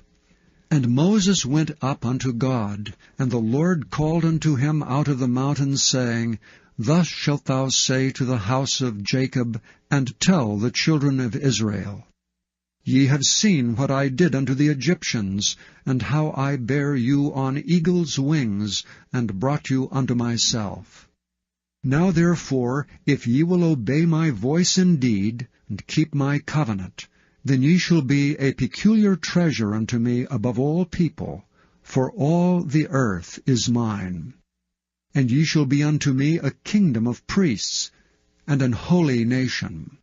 These are the words which thou shalt speak unto the children of Israel. And Moses came and called for the elders of the people, and laid before their faces all these words which the Lord commanded him. And all the people answered together and said, All that the Lord hath spoken we will do. And Moses returned the words of the people unto the Lord. And the Lord said unto Moses, Lo, I come unto thee in a thick cloud, that the people may hear when I speak with thee, and believe thee forever. And Moses told the words of the people unto the Lord. And the Lord said unto Moses, Go unto the people, and sanctify them today and tomorrow, and let them wash their clothes, and be ready against the 3rd day. For the 3rd day the Lord will come down in the sight of the people upon Mount Sinai. And thou shalt set bounds unto the people round about, saying, Take heed to yourselves, that ye go not up into the mount, or touch the border of it. Whosoever toucheth the mount shall be surely put to death. There shall not be an hand touch it, but he shall surely be stoned or shot through. Whether it be beast or man, it shall not live. When the trumpet soundeth long, they shall come up to the mount. And Moses went down from the mount unto the people, and sanctified the people, and they washed their clothes. And he said unto the people, Be ready against the 3rd day, come not at your wives. And it came to pass on the third day in the morning that there were thunders and lightnings, and a thick cloud upon the mount, and the voice of the trumpet exceeding loud, so that all the people that was in the camp trembled. And Moses brought forth the people out of the camp to meet with God. And they stood at the nether part of the mount. And Mount Sinai was altogether in a smoke, because the Lord descended upon it in fire. And the smoke thereof ascended as the smoke of a furnace, and the whole mount quaked greatly. And when the voice of the trumpet sounded long, and waxed louder and louder, Moses spake, and God answered him by a voice. And the Lord came down upon Mount Sinai, on the top of the mount, and the Lord called Moses up to the top of the mount, and Moses went up.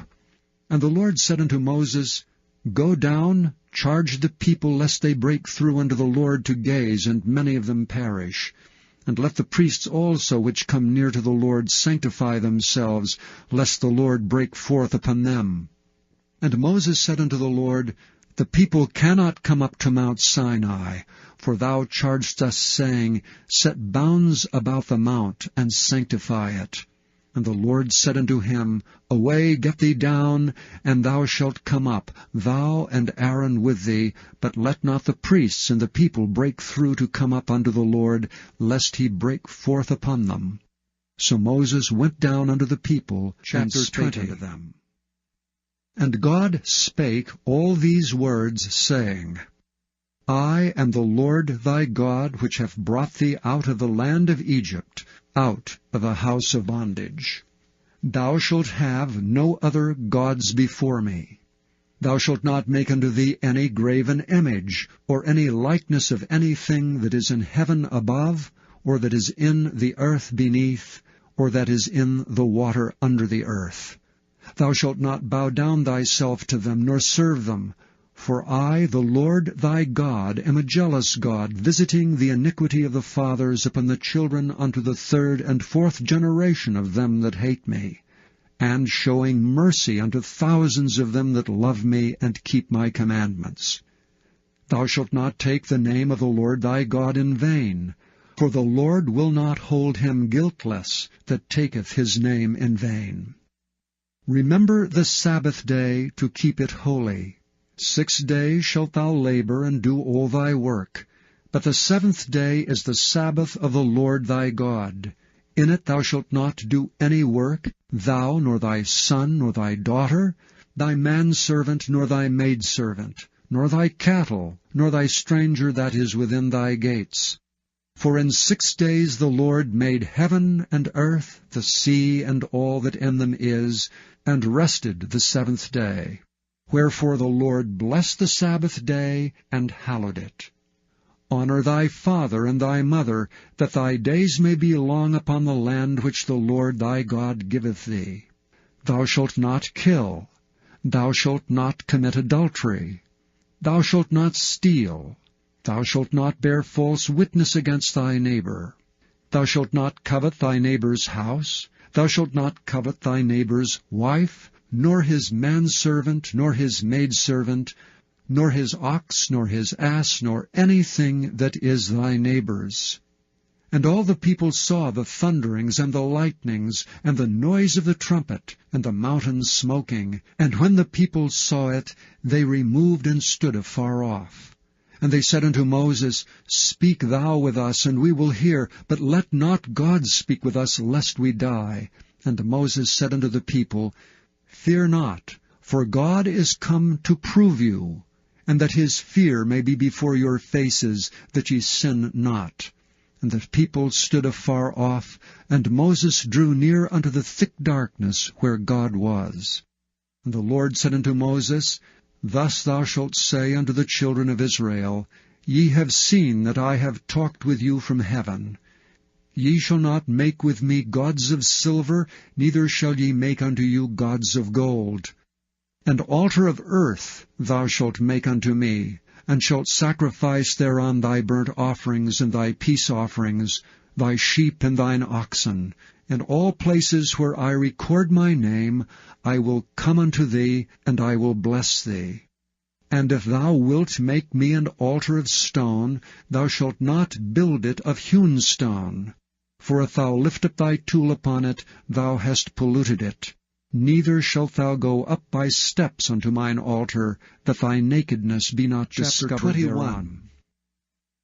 Now these are the judgments which thou shalt set before them. If thou buy an Hebrew servant, 6 years he shall serve, and in the 7th he shall go out free for nothing. If he came in by himself, he shall go out by himself. If he were married, then his wife shall go out with him. If his master have given him a wife, and she have borne him sons or daughters, the wife and her children shall be her master's, and he shall go out by himself. And if thy servant shall plainly say, I love my master, my wife, and my children, I will not go out free, then his master shall bring him unto the judges. He shall also bring him to the door, or unto the doorpost, and his master shall bore his ear through with an awl, and he shall serve him forever. And if a man sell his daughter to be a maidservant, she shall not go out as the men's servants do. If she please not her master, who hath betrothed her to himself, then shall he let her be redeemed. To sell her unto a strange nation he shall have no power, seeing he hath dealt deceitfully with her. And if he hath betrothed her unto his son, he shall deal with her after the manner of daughters. If he take him another wife, her food, her raiment, and her duty of marriage shall he not diminish. And if he do not these 3 things unto her, then shall she go out free without money. He that smiteth a man, so that he die, shall be surely put to death. And if a man lie not in wait, but God deliver him into his hand, then I will appoint thee a place whither he shall flee. But if a man come presumptuously upon his neighbor, to slay him with guile, thou shalt take him from thine altar that he may die. He that smiteth his father or his mother shall be surely put to death. He that stealeth a man and selleth him, or if he be found in his hand, he shall surely be put to death. And he that curseth his father or his mother shall surely be put to death. And if men strive together, and one smite another with a stone, or with his fist, and he die not, but keepeth his bed, if he rise again, and walk abroad upon his staff, then shall he that smote him be quit. Only he shall pay for the loss of his time, and shall cause him to be thoroughly healed. And if a man smite his servant or his maid with a rod, and he die under his hand, he shall be surely punished. Notwithstanding, if he continue a day or 2, he shall not be punished, for he is his money. If men strive and hurt a woman with child, so that her fruit depart from her, and yet no mischief follow, he shall be surely punished according as the woman's husband will lay upon him, and he shall pay as the judges determine. And if any mischief follow, then thou shalt give life for life, eye for eye, tooth for tooth, hand for hand, foot for foot, burning for burning, wound for wound, stripe for stripe. And if a man smite the eye of his servant or the eye of his maid, that it perish, he shall let him go free for his eye's sake. And if he smite out his manservant's tooth, or his maidservant's tooth, he shall let him go free for his tooth's sake. If an ox gore a man or a woman that they die, then the ox shall be surely stoned, and his flesh shall not be eaten, but the owner of the ox shall be quit. But if the ox were wont to push with his horn in time past, and it hath been testified to his owner, and he hath not kept him in, but that he hath killed a man or a woman, the ox shall be stoned, and his owner also shall be put to death. If there be laid on him a sum of money, then he shall give for the ransom of his life whatsoever is laid upon him. Whether he have gored a son, or have gored a daughter, according to this judgment shall it be done unto him. If the ox shall push a man's servant or a maid's servant, he shall give unto their master 30 shekels of silver, and the ox shall be stoned. And if a man shall open a pit, or if a man shall dig a pit and not cover it, and an ox or an ass fall therein, the owner of the pit shall make it good, and give money unto the owner of them, and the dead beast shall be his. And if one man's ox hurt another's that he die, then they shall sell the live ox, and divide the money of it, and the dead ox also they shall divide. Or if it be known that the ox hath used to push in time past, and his owner hath not kept him in, he shall surely pay ox for ox, and the dead shall be his own. Chapter 22. If a man shall steal an ox or a sheep, and kill it or sell it, he shall restore 5 oxen for an ox, and 4 sheep for a sheep. If a thief be found breaking up, and be smitten that he die, there shall no blood be shed for him. If the sun be risen upon him, there shall be blood shed for him, for he should make full restitution. If he have nothing, then he shall be sold for his theft. If the theft be certainly found in his hand alive, whether it be ox or ass or sheep, he shall restore double. If a man shall cause a field or vineyard to be eaten, and shall put in his beast, and shall feed in another man's field, of the best of his own field, and of the best of his own vineyard, shall he make restitution. If fire break out, and catch in the thorns, so that the stacks of corn, or the standing corn, or the field be consumed therewith, he that kindled the fire shall surely make restitution. If a man shall deliver unto his neighbor money or stuff to keep, and it be stolen out of the man's house, if the thief be found, let him pay double. If the thief be not found, then the master of the house shall be brought unto the judges, to see whether he have put his hand unto his neighbor's goods.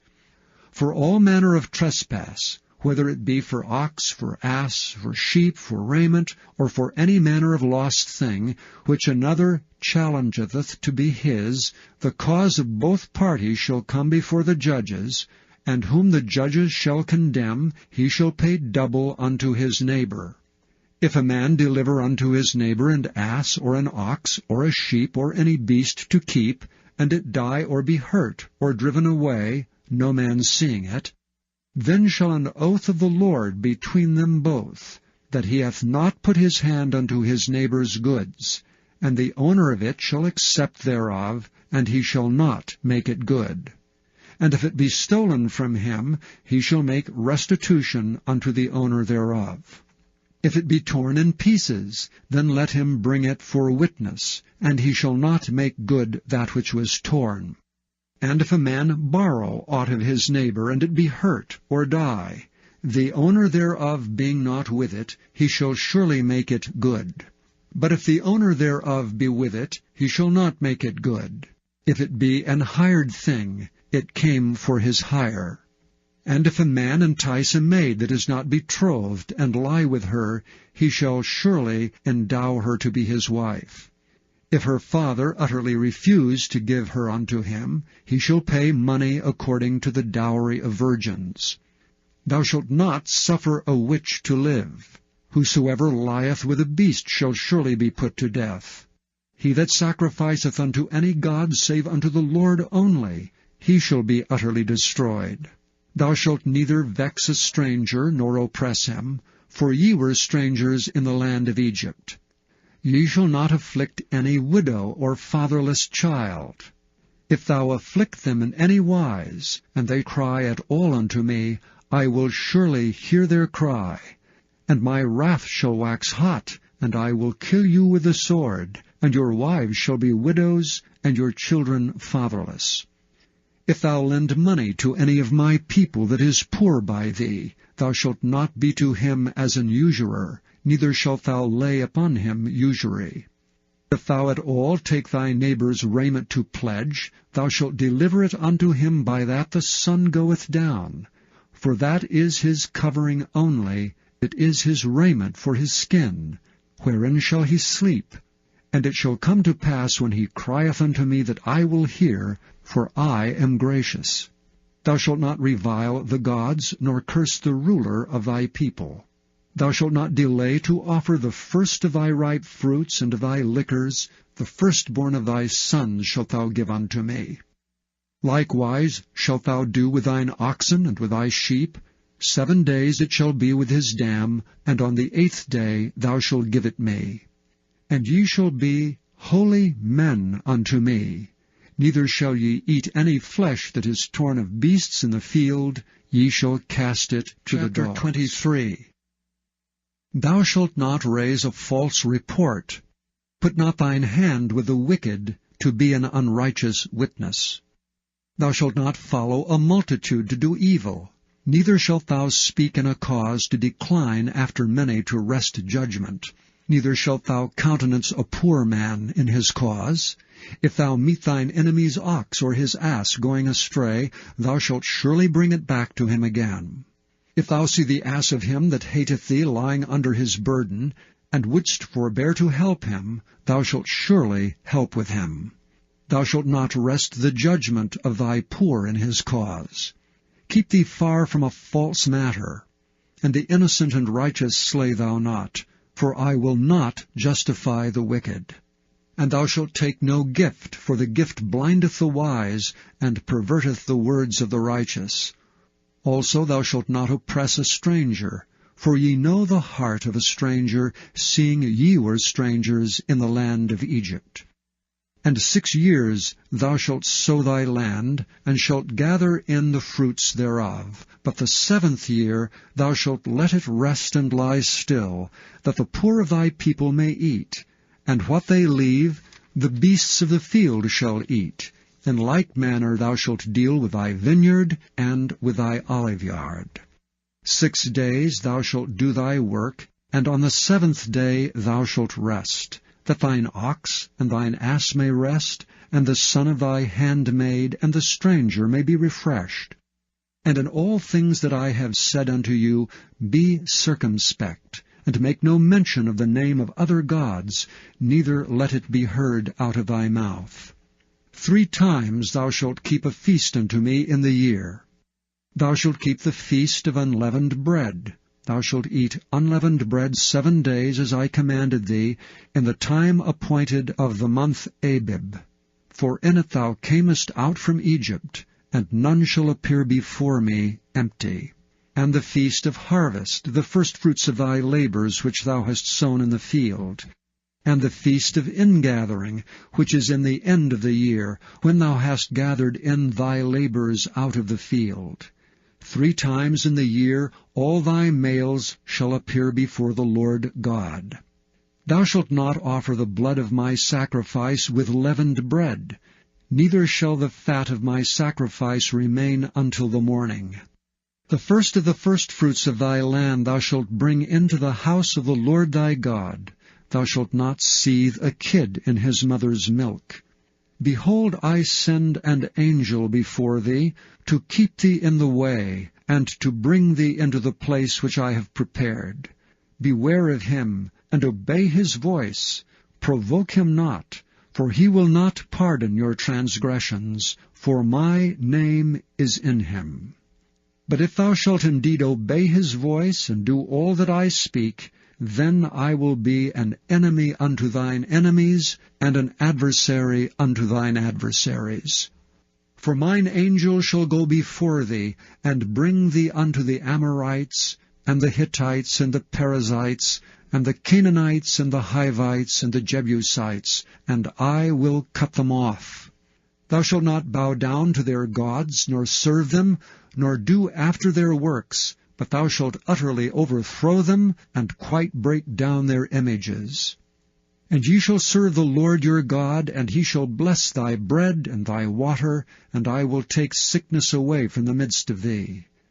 There shall nothing cast their young, nor be barren in thy land. The number of thy days I will fulfill. I will send my fear before thee, and will destroy all the people to whom thou shalt come, and I will make all thine enemies turn their backs unto thee. And I will send hornets before thee, which shall drive out the Hivite, the Canaanite, and the Hittite from before thee.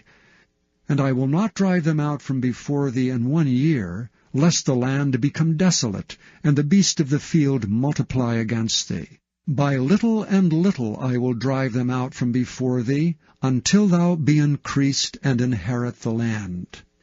And I will set thy bounds from the Red Sea even unto the sea of the Philistines, and from the desert unto the river.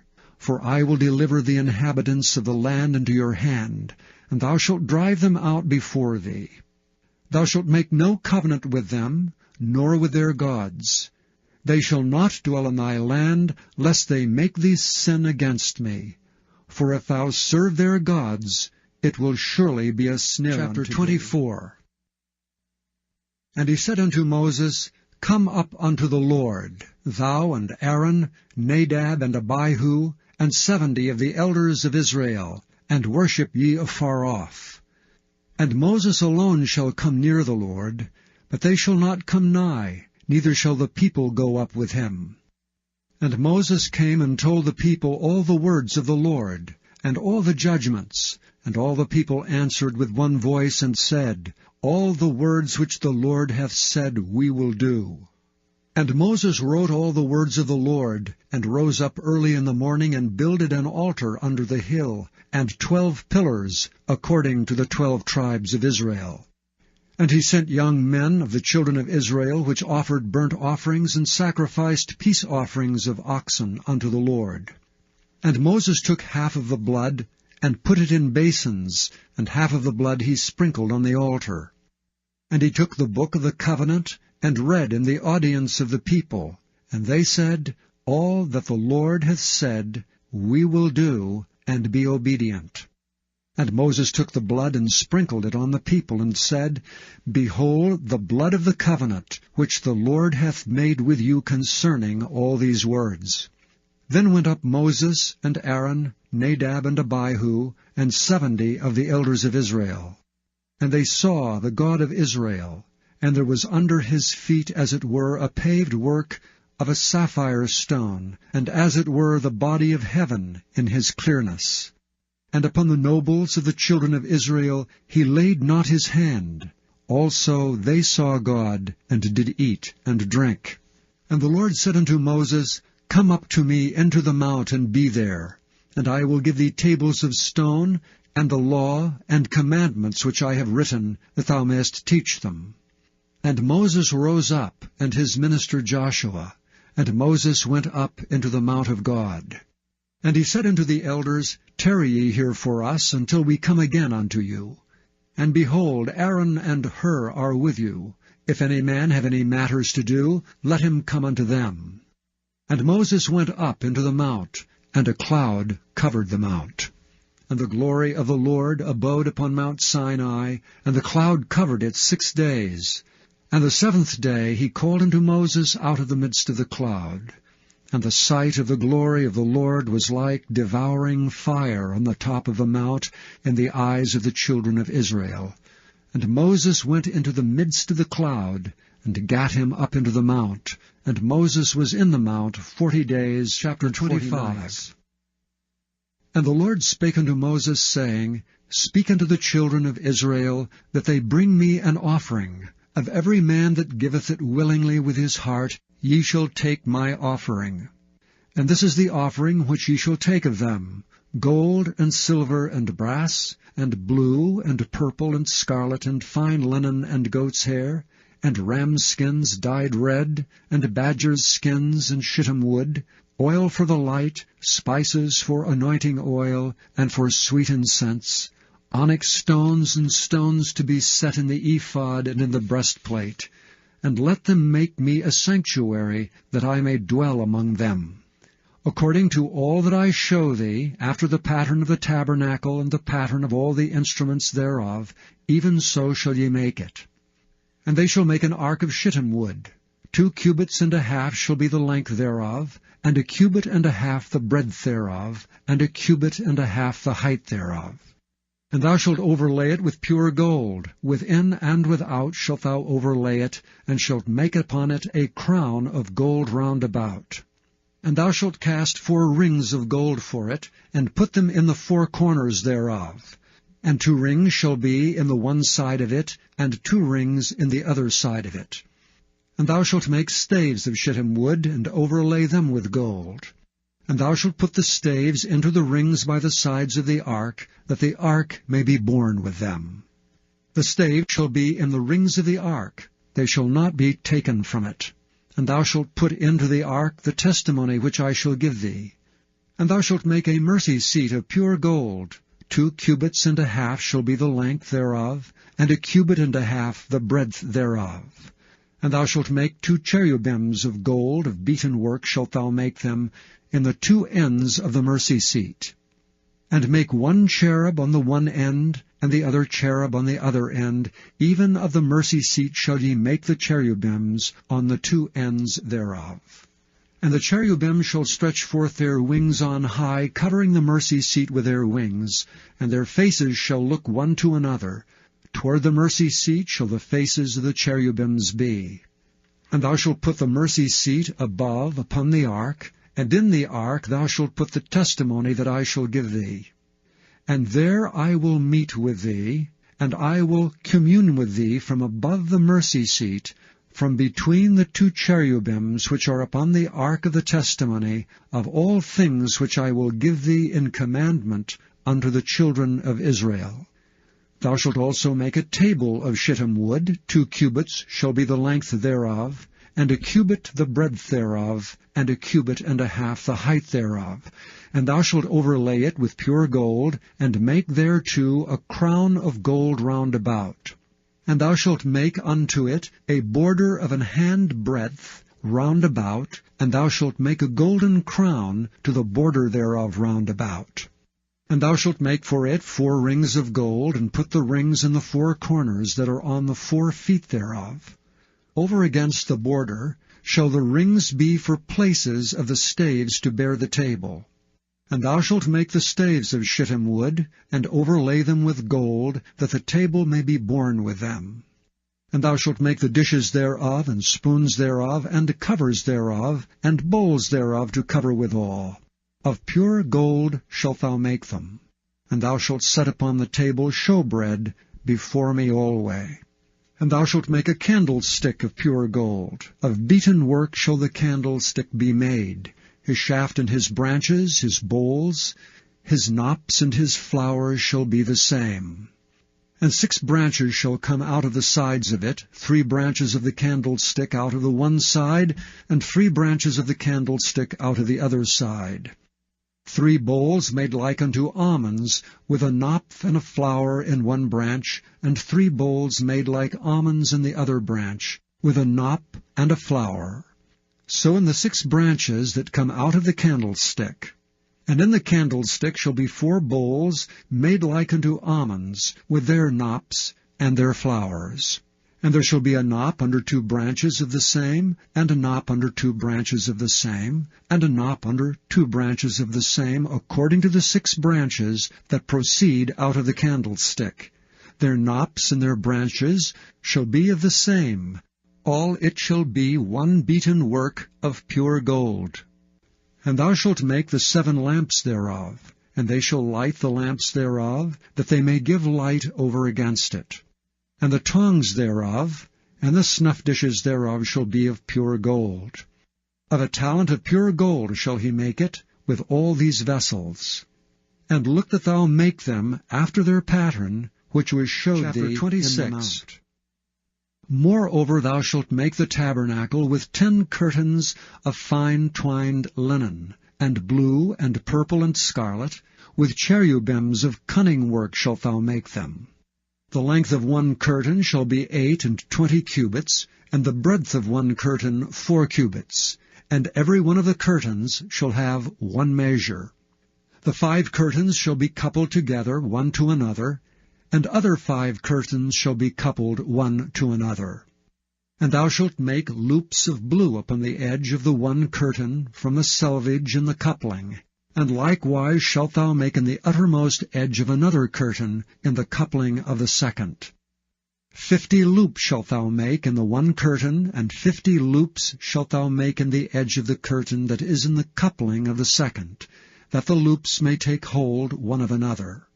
And thou shalt make 50 taches of gold, and couple the curtains together with the taches, and it shall be one tabernacle. And thou shalt make curtains of goat's hair to be a covering upon the tabernacle. 11 curtains shalt thou make. The length of one curtain shall be 30 cubits, and the breadth of one curtain 4 cubits, and the 11 curtains shall be all of one measure. And thou shalt couple 5 curtains by themselves, and 6 curtains by themselves, and shalt double the 6th curtain in the forefront of the tabernacle. And thou shalt make 50 loops on the edge of the one curtain that is outmost in the coupling, and 50 loops in the edge of the curtain which coupleth the second. And thou shalt make 50 taches of brass, and put the taches into the loops, and couple the tent together, that it may be one. And the remnant that remaineth of the curtains of the tent, the half curtain that remaineth shall hang over the backside of the tabernacle. And a cubit on the one side, and a cubit on the other side of that which remaineth in the length of the curtains of the tent, it shall hang over the sides of the tabernacle on this side and on that side to cover it. And thou shalt make a covering for the tent of ram skins dyed red, and a covering above of badgers' skins. And thou shalt make boards for the tabernacle of shittim wood standing up. 10 cubits shall be the length of a board, and a cubit and a half shall be the breadth of one board. 2 tenons shall there be in one board, set in order one against another. Thus shalt thou make for all the boards of the tabernacle. And thou shalt make the boards for the tabernacle, 20 boards on the south side southward. And thou shalt make 40 sockets of silver under the 20 boards, 2 sockets under one board for his 2 tenons, and 2 sockets under another board for his 2 tenons. And for the second side of the tabernacle, on the north side, there shall be 20 boards. And there 40 sockets of silver, 2 sockets under one board, and 2 sockets under another board. And for the sides of the tabernacle westward thou shalt make 6 boards, and 2 boards shalt thou make for the corners of the tabernacle in the 2 sides. And they shall be coupled together beneath, and they shall be coupled together above the head of it unto one ring. Thus shall it be for them both. They shall be for the 2 corners. And they shall be 8 boards, and their sockets of silver, 16 sockets, 2 sockets under one board, and 2 sockets under another board. And thou shalt make bars of shittim wood, 5 for the boards of one side of the tabernacle, and 5 bars for the boards of the other side of the tabernacle, and 5 bars for the boards of the side of the tabernacle, for the 2 sides westward. And the middle bar in the midst of the boards shall reach from end to end. And thou shalt overlay the boards with gold, and make their rings of gold for places for the bars. And thou shalt overlay the bars with gold. And thou shalt rear up the tabernacle according to the fashion thereof which was showed thee in the mount. And thou shalt make a veil of blue and purple and scarlet and fine twined linen of cunning work, with cherubims shall it be made. And thou shalt hang it upon 4 pillars of shittim wood overlaid with gold. Their hooks shall be of gold upon the 4 sockets of silver. And thou shalt hang up the veil under the taches, that thou mayest bring in thither within the veil the ark of the testimony. And the veil shall divide unto you between the holy place and the most holy. And thou shalt put the mercy seat upon the ark of the testimony in the most holy place. And thou shalt set the table without the veil, and the candlestick over against the table on the side of the tabernacle toward the south. And thou shalt put the table on the north side. And thou shalt make an hanging for the door of the tent, of blue and purple and scarlet and fine twined linen, wrought with needlework. And thou shalt make for the hanging 5 pillars of shittim wood, and overlay them with gold. And their hooks shall be of gold, and thou shalt cast 5 sockets of brass for them. And thou shalt make an altar of shittim wood, 5 cubits long and 5 cubits broad. The altar shall be 4 square, and the height thereof shall be 3 cubits. And thou shalt make the horns of it upon the 4 corners thereof. His horns shall be of the same, and thou shalt overlay it with brass. And thou shalt make his pans to receive his ashes, and his shovels, and his basins, and his fleshhooks, and his firepans. All the vessels thereof thou shalt make of brass. And thou shalt make for it a grate of network of brass. And upon the net shalt thou make 4 brazen rings in the 4 corners thereof. And thou shalt put it under the compass of the altar beneath, that the net may be even to the midst of the altar. And thou shalt make staves for the altar, staves of shittim wood, and overlay them with brass. And the stave shall be put into the rings, and the stave shall be upon the 2 sides of the altar to bear it. Hollow with boards shalt thou make it, as it was showed thee in the mount, so shall they make it. And thou shalt make the court of the tabernacle. For the south side southward there shall be hangings for the court of fine twined linen of 100 cubits long for one side. And the 20 pillars thereof and their 20 sockets shall be of brass. The hooks of the pillars and their fillets shall be of silver. And likewise for the north side in length there shall be hangings of 100 cubits long, and his 20 pillars and their 20 sockets of brass. The hooks of the pillars and their fillets of silver. And for the breadth of the court on the west side shall be hangings of 50 cubits, their pillars 10, and their sockets 10. And the breadth of the court on the east side eastward shall be 50 cubits. The hangings of one side of the gate shall be 15 cubits, their pillars 3, and their sockets 3. And on the other side shall be hangings 15 cubits, their pillars 3, and their sockets 3. And for the gate of the court shall be an hanging of 20 cubits of blue and purple and scarlet, and fine twined linen, wrought with needlework, and their pillars shall be 4, and their sockets 4. All the pillars round about the court shall be filleted with silver, their hooks shall be of silver, and their sockets of brass. The length of the court shall be 100 cubits, and the breadth 50 everywhere, and the height 5 cubits of fine twined linen, and their sockets of brass. All the vessels of the tabernacle, and all the service thereof, and all the pins thereof, and all the pins of the court shall be of brass. And thou shalt command the children of Israel that they bring thee pure oil olive beaten for the light, to cause the lamp to burn always. In the tabernacle of the congregation without the veil, which is before the testimony, Aaron and his sons shall order it from evening to morning before the Lord. It shall be a statute forever unto their generations on the behalf of the children of Israel. And take thou unto thee Aaron thy brother, and his sons with him, from among the children of Israel, that he may minister unto me in the priest's office, even Aaron, Nadab, and Abihu, Eleazar, and Ithamar, Aaron's sons. And thou shalt make holy garments for Aaron thy brother, for glory and for beauty. And thou shalt speak unto all that are wise-hearted, whom I have filled with the spirit of wisdom, that they may make Aaron's garments to consecrate him, that he may minister unto me in the priest's office. And these are the garments which they shall make: a breastplate, and an ephod, and a robe, and a broidered coat, a mitre, and a girdle. And they shall make holy garments for Aaron thy brother and his sons, that he may minister unto me in the priest's office. And they shall take gold, and blue, and purple, and scarlet, and fine linen. And they shall make the ephod of gold, of blue, and of purple, of scarlet, and fine twined linen with cunning work. It shall have 2 shoulder pieces thereof, joined at the edges thereof, and so it shall be joined together.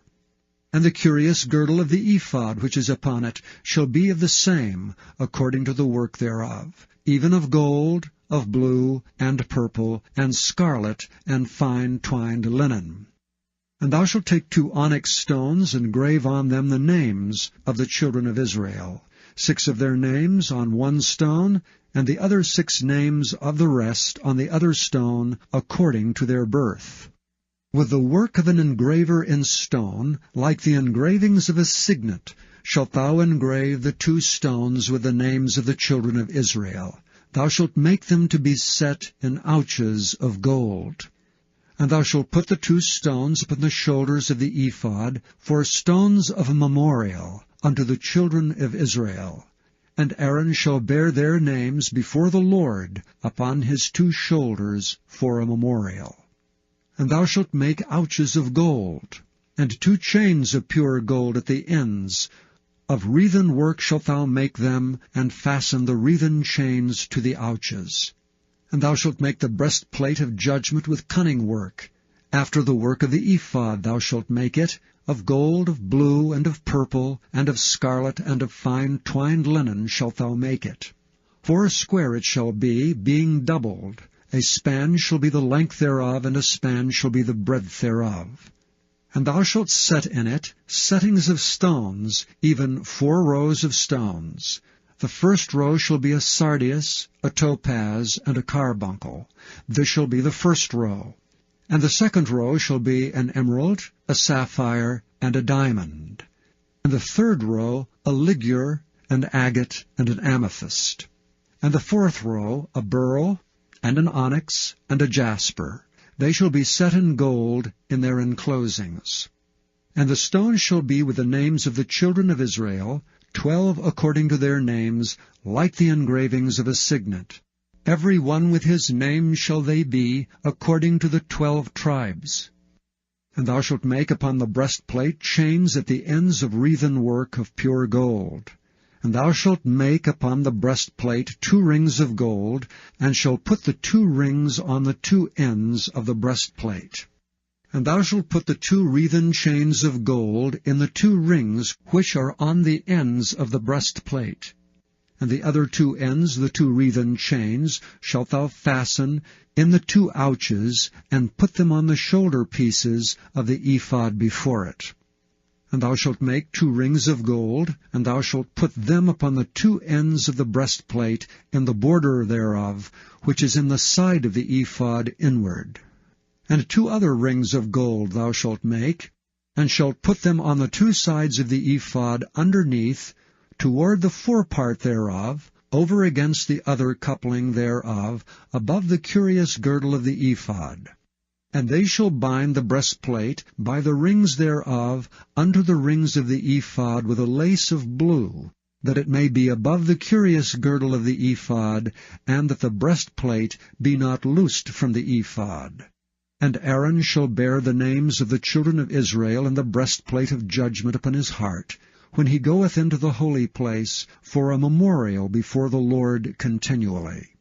And thou shalt put in the breastplate of judgment the Urim and the Thummim, and they shall be upon Aaron's heart when he goeth in before the Lord. And Aaron shall bear the judgment of the children of Israel upon his heart before the Lord continually.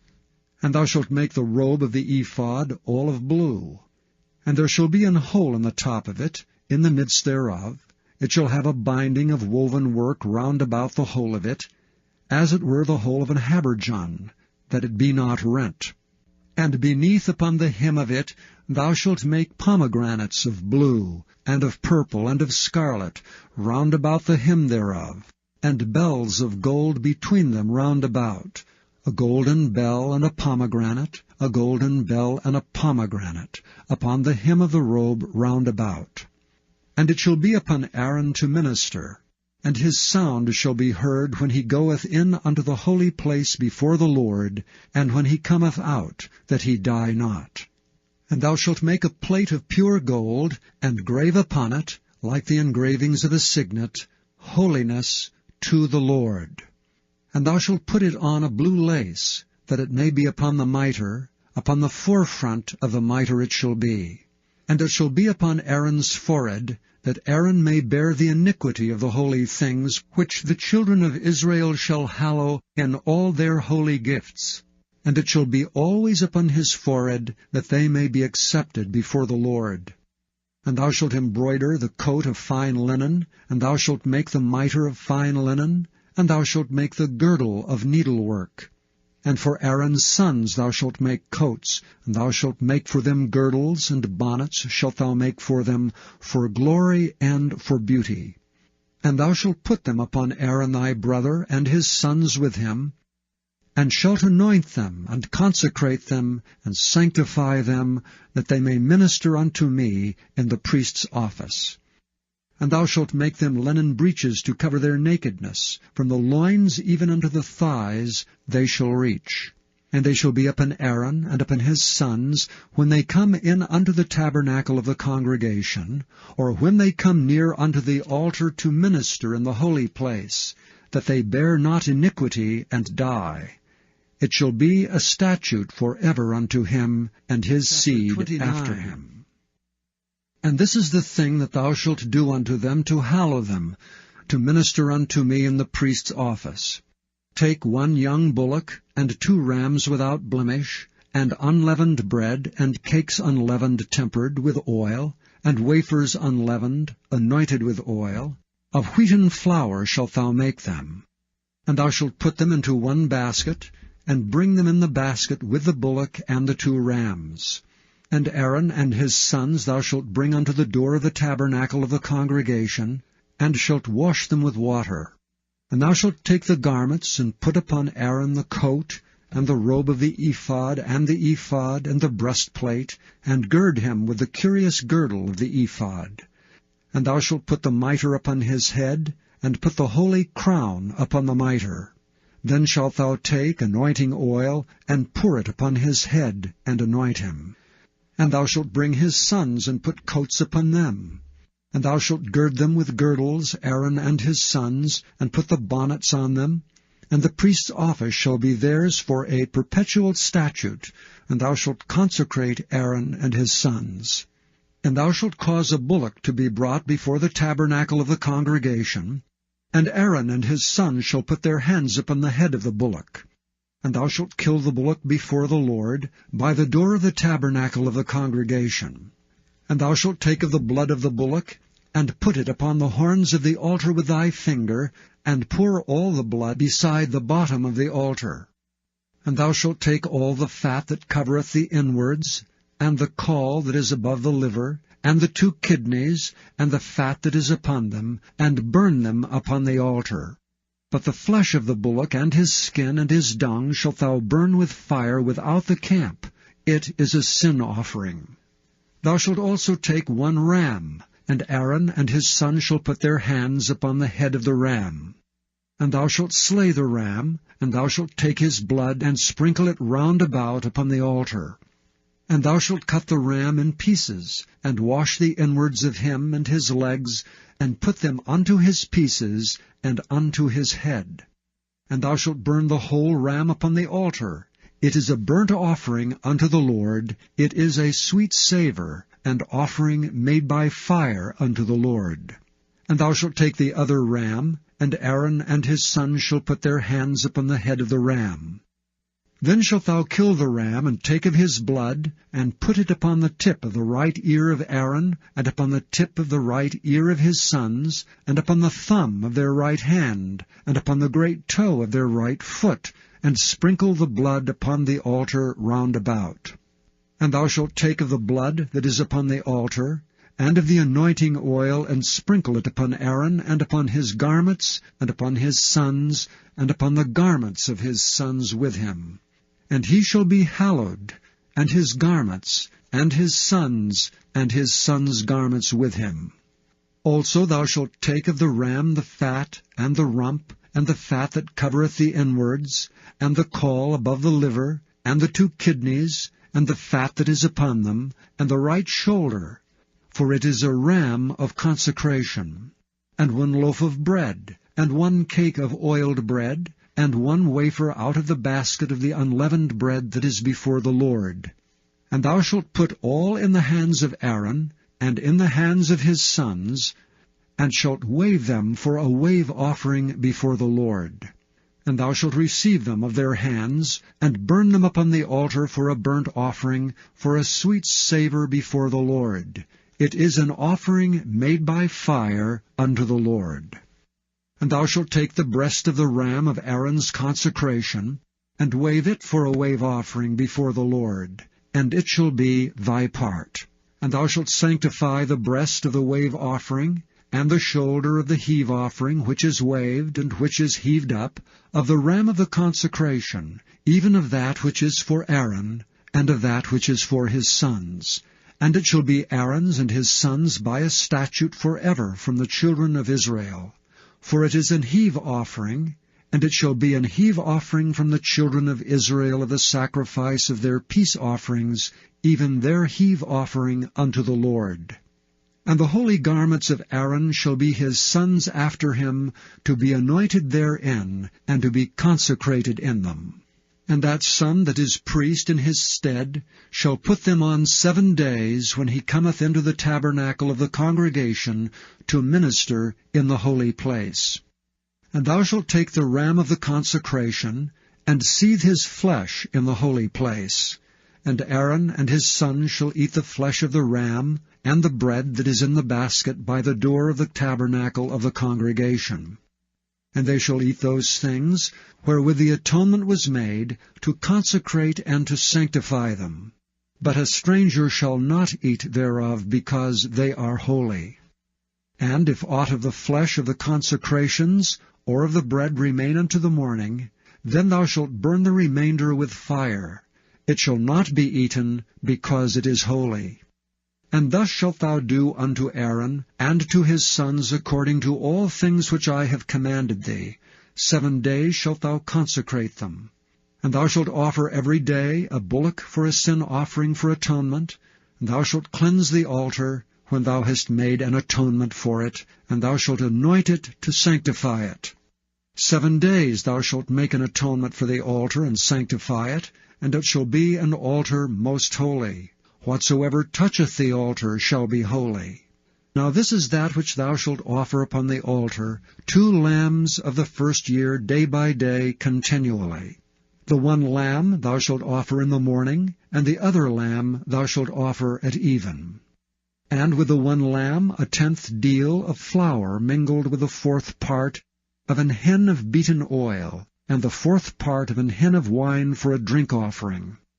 And the other lamb thou shalt offer at even, and shalt do thereto according to the meat offering of the morning, and according to the drink offering thereof, for a sweet savour, and offering made by fire unto the Lord.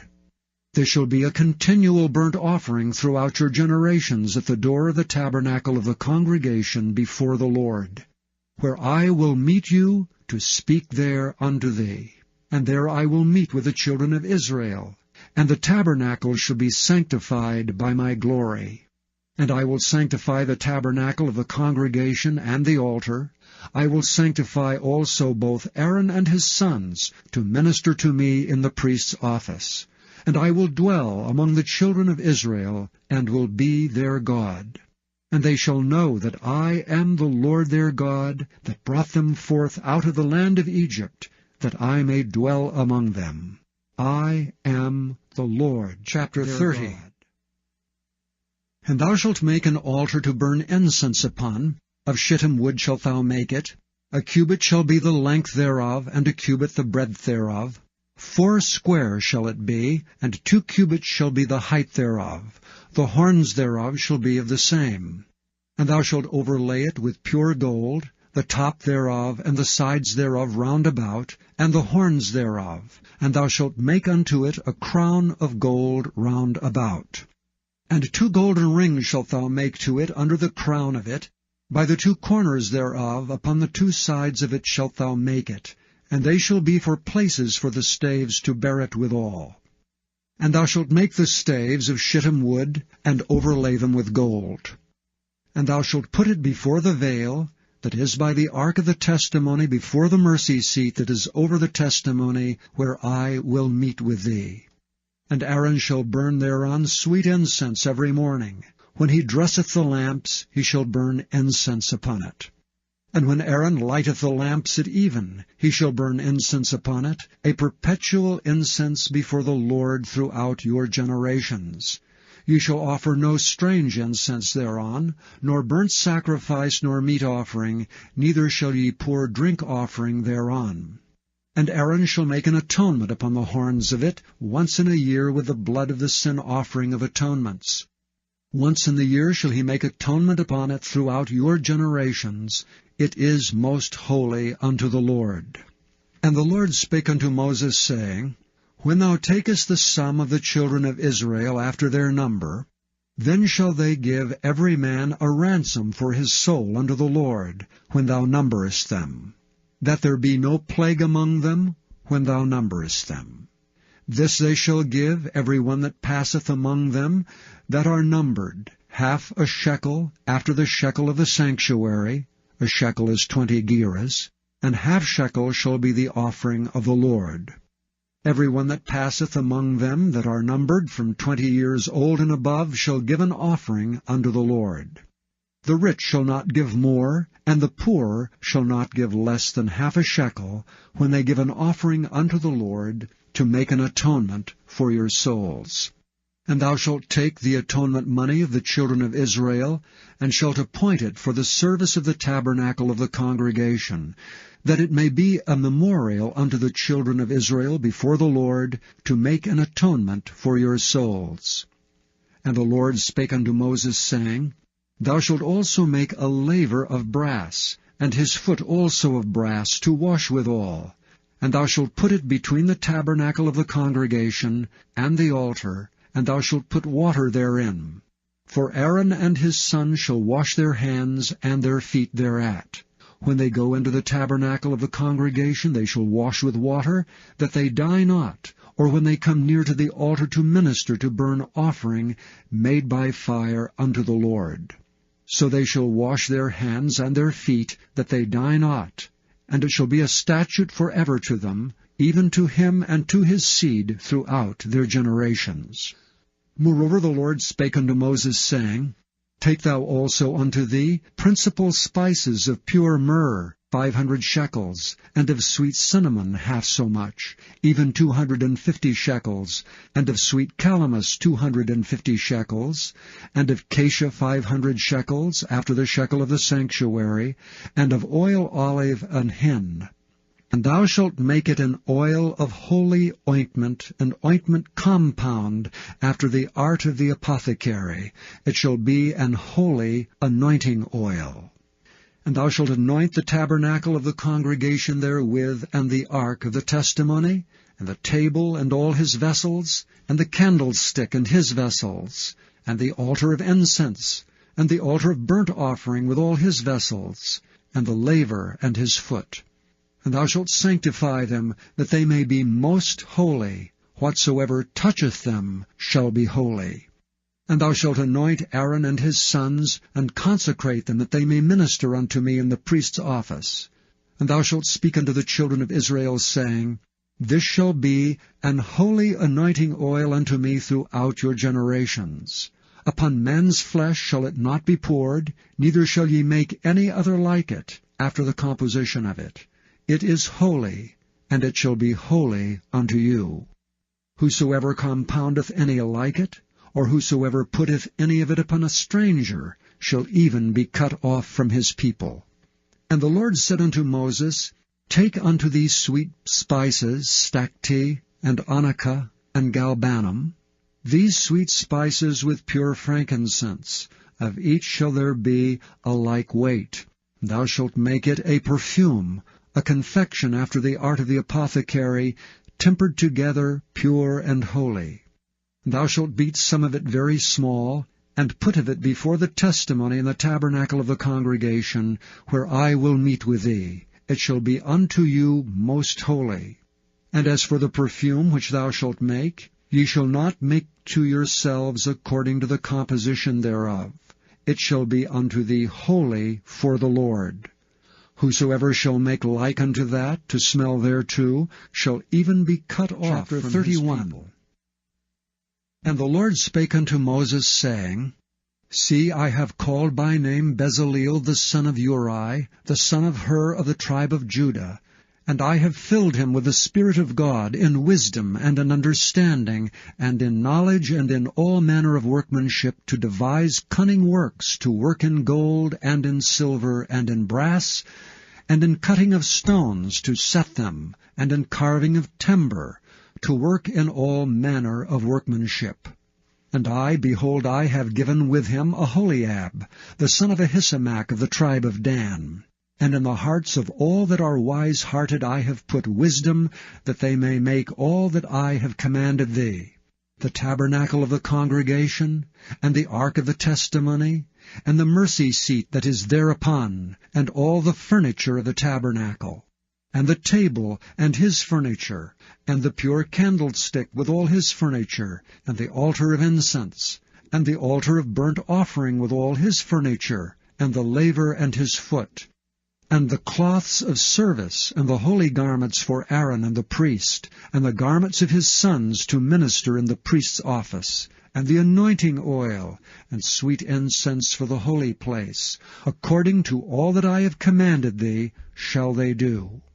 And the Lord spake unto Moses, saying, Speak thou also unto the children of Israel, saying, Verily my Sabbaths ye shall keep.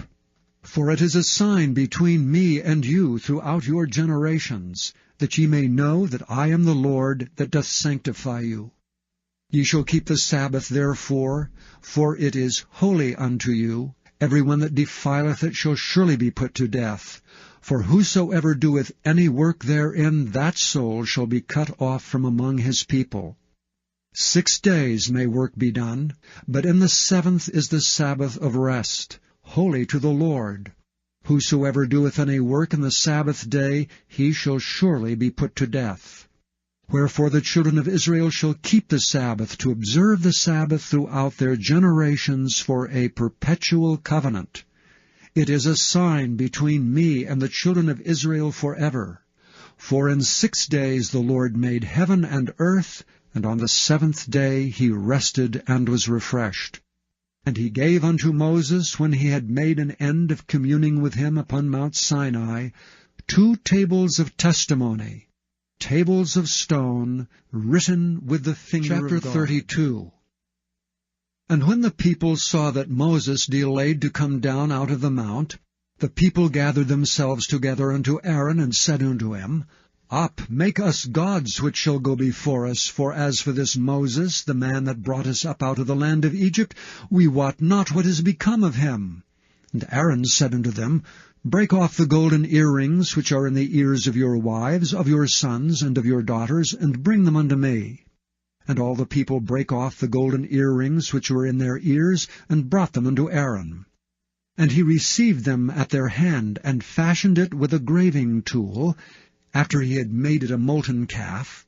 And they said, These be thy gods, O Israel, which brought thee up out of the land of Egypt. And when Aaron saw it, he built an altar before it, and Aaron made proclamation, and said, Tomorrow is a feast to the Lord.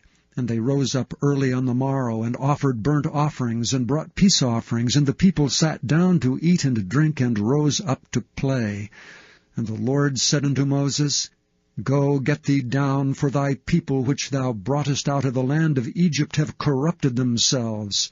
They have turned aside quickly out of the way which I commanded them. They have made them a molten calf, and have worshipped it, and have sacrificed thereunto, and said, These be thy gods, O Israel, which have brought thee up out of the land of Egypt.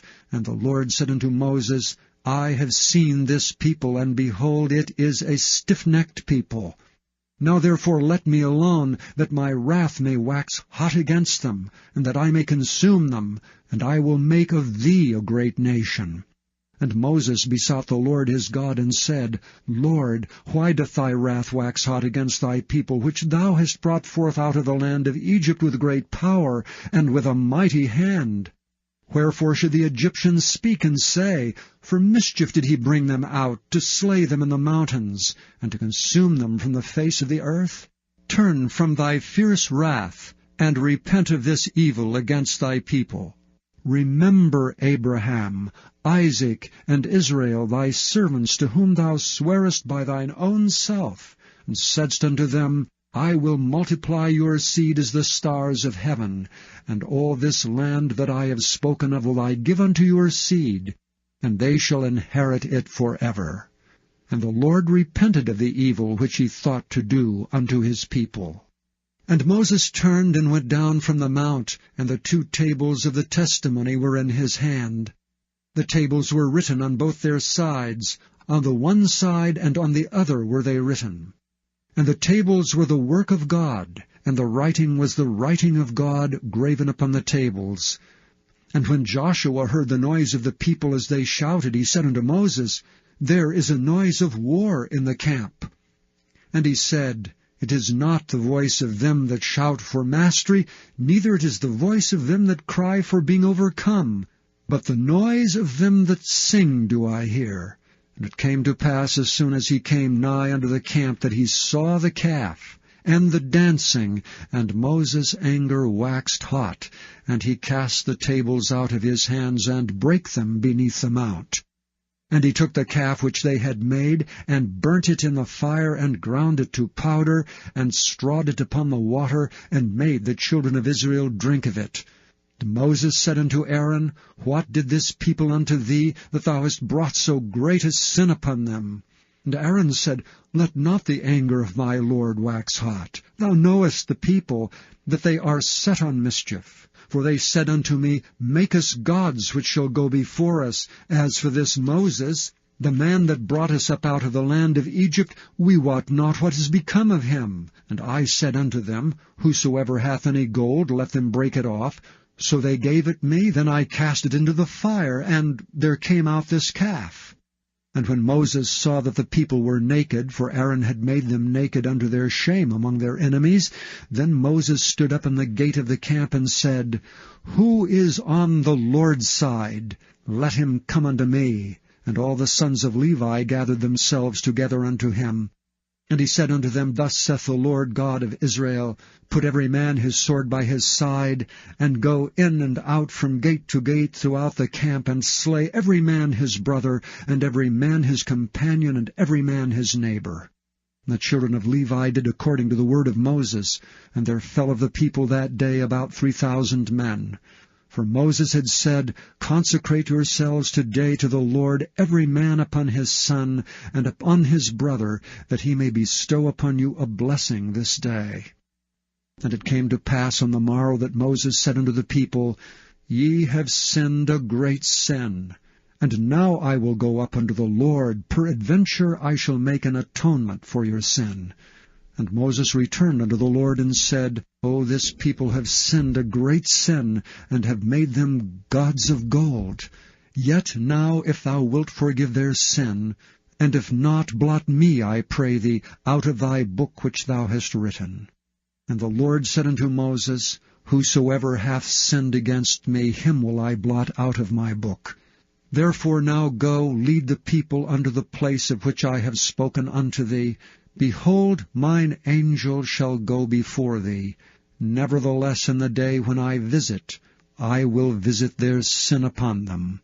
And the Lord plagued the people because they made the calf. Chapter 33. And the Lord said unto Moses, Depart, and go up hence, thou and the people which thou hast brought up out of the land of Egypt, unto the land which I swear unto Abraham, to Isaac, and to Jacob, saying, Unto thy seed will I give it. And I will send an angel before thee, and I will drive out the Canaanite, the Amorite, and the Hittite, and the Perizzite, the Hivite, and the Jebusite, unto a land flowing with milk and honey. For I will not go up in the midst of thee, for thou art a stiff-necked people, lest I consume thee in the way. And when the people heard these evil tidings, they mourned, and no man did put on him his ornaments. For the Lord had said unto Moses, Say unto the children of Israel, Ye are a stiff-necked people. I will come up into the midst of thee in a moment and consume thee. Therefore now put off thy ornaments from thee, that I may know what to do unto thee. And the children of Israel stripped themselves of their ornaments by the Mount Horeb.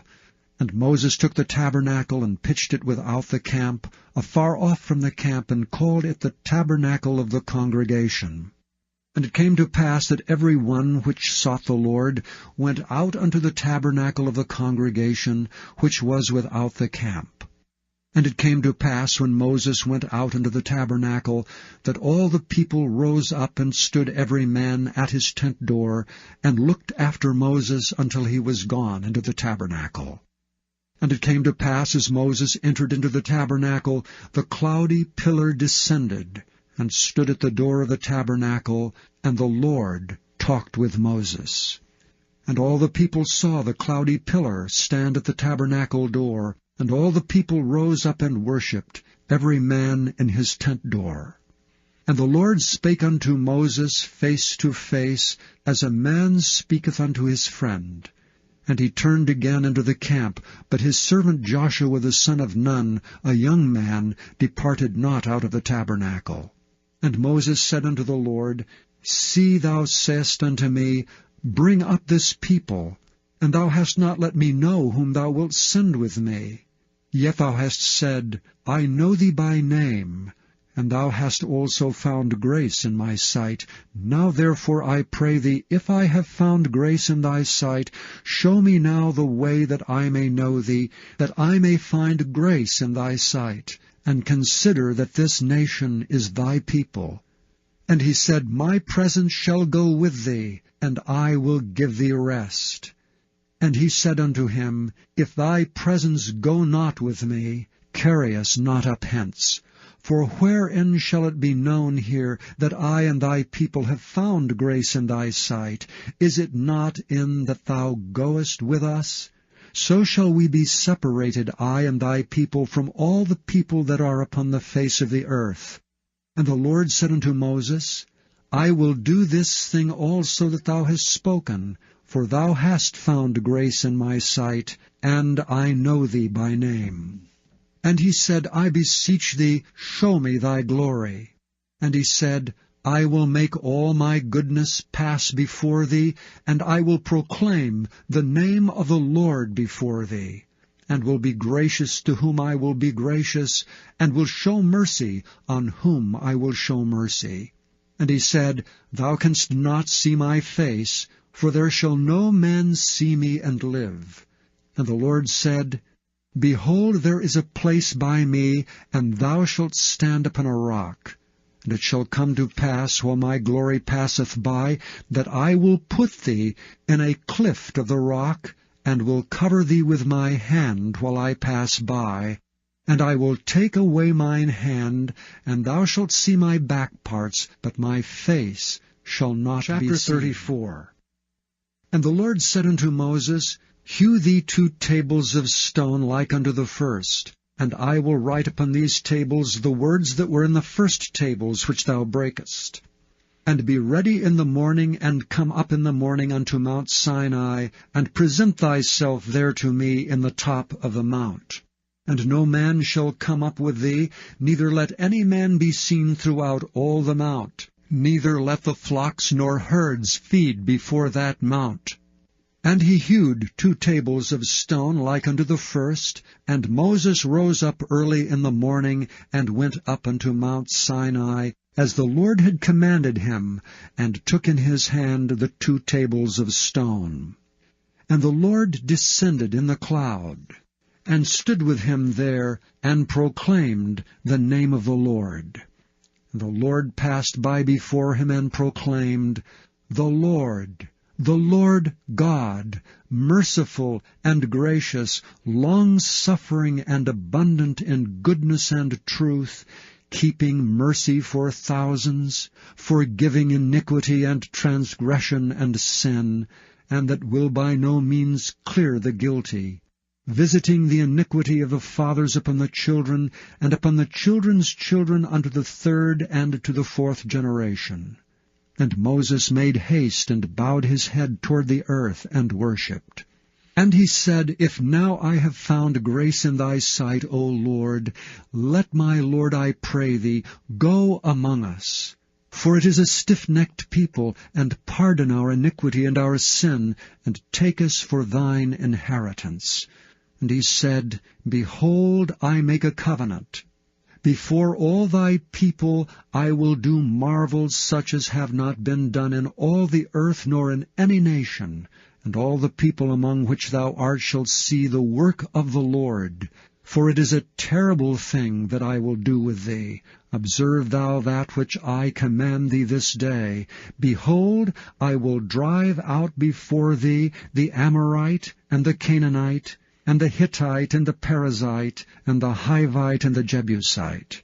Take heed to thyself, lest thou make a covenant with the inhabitants of the land whither thou goest, lest it be for a snare in the midst of thee. But ye shall destroy their altars, break their images, and cut down their groves. For thou shalt worship no other God, for the Lord, whose name is jealous, is a jealous God.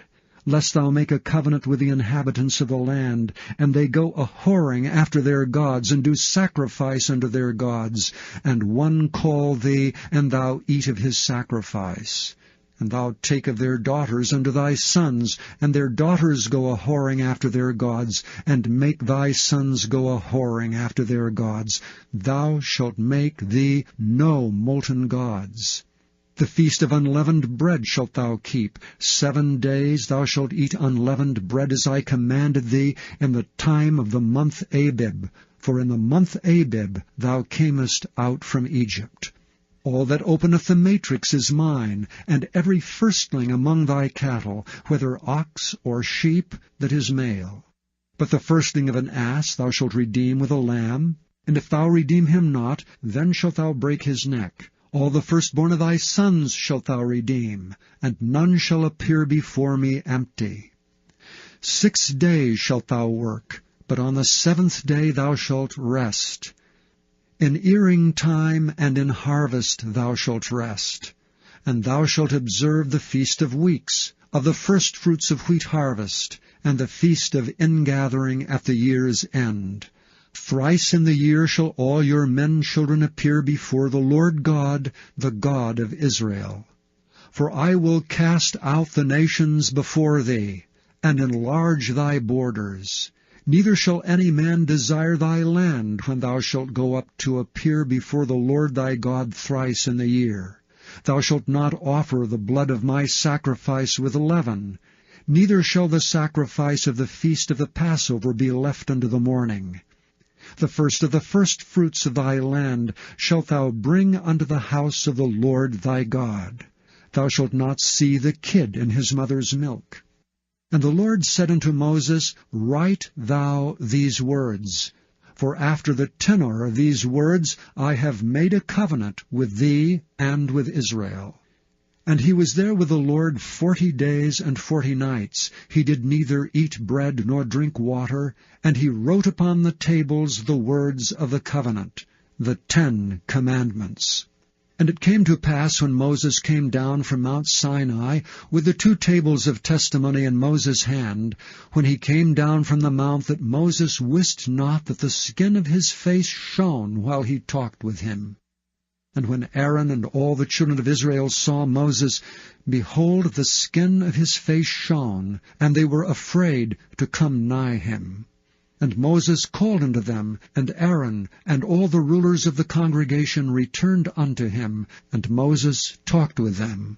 And afterward all the children of Israel came nigh, and he gave them in commandment all that the Lord had spoken with him in Mount Sinai. And till Moses had done speaking with them, he put a veil on his face. But when Moses went in before the Lord to speak with him, he took the veil off until he came out. And he came out and spake unto the children of Israel that which he was commanded. And the children of Israel saw the face of Moses, that the skin of Moses' face shone. And Moses put the veil upon his face again until he went in to speak with him. And Moses gathered all the congregation of the children of Israel together, and said unto them, These are the words which the Lord hath commanded, that ye should do them. 6 days shall work be done, but on the 7th day there shall be to you an holy day, a Sabbath of rest to the Lord. Whosoever doeth work therein shall be put to death. Ye shall kindle no fire throughout your habitations upon the Sabbath day. And Moses spake unto all the congregation of the children of Israel, saying, This is the thing which the Lord commanded, saying, Take ye from among you an offering unto the Lord. Whosoever is of a willing heart, let him bring it, an offering of the Lord, gold and silver and brass, and blue and purple and scarlet and fine linen and goat's hair, and ram's skins dyed red, and badger's skins and shittim wood, and oil for the light, and spices for anointing oil and for the sweet incense, and onyx stones and stones to be set for the ephod and for the breastplate.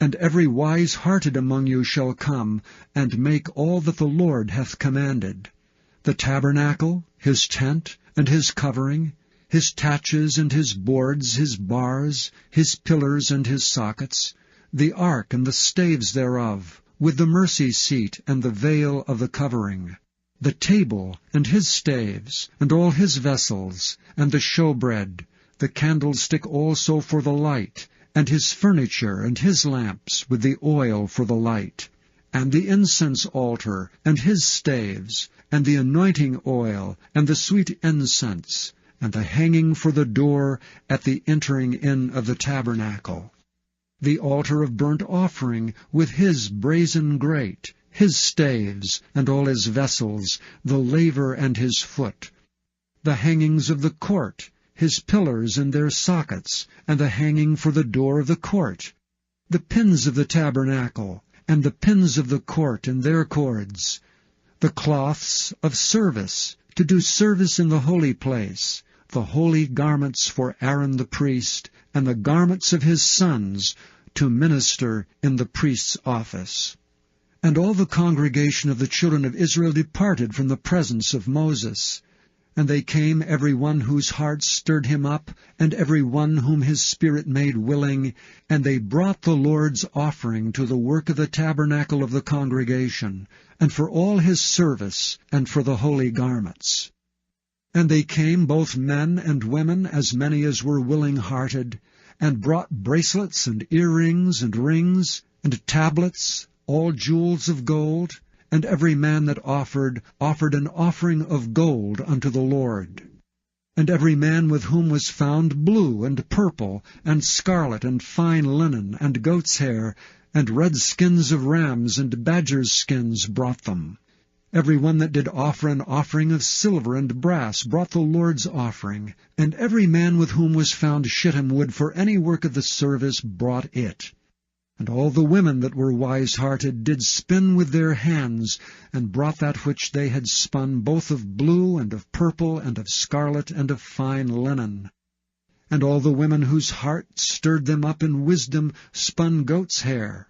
And the rulers brought onyx stones, and stones to be set for the ephod and for the breastplate, and spice, and oil for the light, and for the anointing oil, and for the sweet incense. And the children of Israel brought a willing offering unto the Lord, every man and woman whose heart made them willing to bring for all manner of work which the Lord had commanded to be made by the hand of Moses. And Moses said unto the children of Israel, See, the Lord hath called by name Bezaleel the son of Uri, the son of Hur of the tribe of Judah. And he hath filled him with the Spirit of God, in wisdom, in understanding, and in knowledge, and in all manner of workmanship, and to devise curious works, to work in gold, and in silver, and in brass, and in the cutting of stones to set them, and in carving of wood, to make any manner of cunning work. And he hath put in his heart that he may teach both he and Aholiab, the son of Ahisamach of the tribe of Dan. Them hath he filled with wisdom of heart, to work all manner of work of the engraver, and of the cunning workman, and of the embroiderer in blue, and in purple, and scarlet, and in fine linen, and of the weaver, even of them that do any work, and of those that devise cunning work. Then wrought Bezaleel and Aholiab, and every wise-hearted man in whom the Lord put wisdom and understanding, to know how to work all manner of work for the service of the sanctuary, according to all that the Lord had commanded. And Moses called Bezaleel and Aholiab, and every wise-hearted man in whose heart the Lord had put wisdom, even every one whose heart stirred him up to come unto the work to do it. And they received of Moses all the offering which the children of Israel had brought for the work of the service of the sanctuary, to make it withal. And they brought yet unto him free offerings every morning. And all the wise men that wrought all the work of the sanctuary came every man from his work which they made. And they spake unto Moses, saying, The people bring much more than enough for the service of the work which the Lord commanded to make. And Moses gave commandment, and they caused it to be proclaimed throughout the camp, saying, Let neither man nor woman make any more work for the offering of the sanctuary. So the people were restrained from bringing. For the stuff they had was sufficient for all the work to make it, and too much. And every wise-hearted man among them that wrought the work of the tabernacle made 10 curtains of fine twined linen, and blue, and purple, and scarlet, with cherubims of cunning work made he them. The length of one curtain was 28 cubits, and the breadth of one curtain 4 cubits. The curtains were all of one size. And he coupled the 5 curtains one unto another, and the other 5 curtains he coupled one unto another. And he made loops of blue on the edge of one curtain from the selvage in the coupling. Likewise he made in the uttermost side of another curtain in the coupling of the second.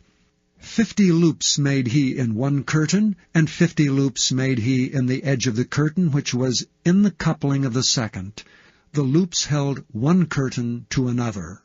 And he made 50 taches of gold, and coupled the curtains one unto another with the taches, so it became one tabernacle. And he made curtains of goat's hair for the tent over the tabernacle. 11 curtains he made them. The length of one curtain was 30 cubits, and 4 cubits was the breadth of one curtain. The 11 curtains were of one size. And he coupled 5 curtains by themselves, and 6 curtains by themselves. And he made 50 loops upon the uttermost edge of the curtain in the coupling, and 50 loops made he upon the edge of the curtain which coupleth the second. And he made 50 taches of brass to couple the tent together, that it might be one. And he made a covering for the tent of rams' skins dyed red, and a covering of badgers' skins above that. And he made boards for the tabernacle of shittim wood standing up. The length of a board was 10 cubits, and the breadth of a board 1 cubit and a half. One board had 2 tenons, equally distant one from another. Thus did he make for all the boards of the tabernacle.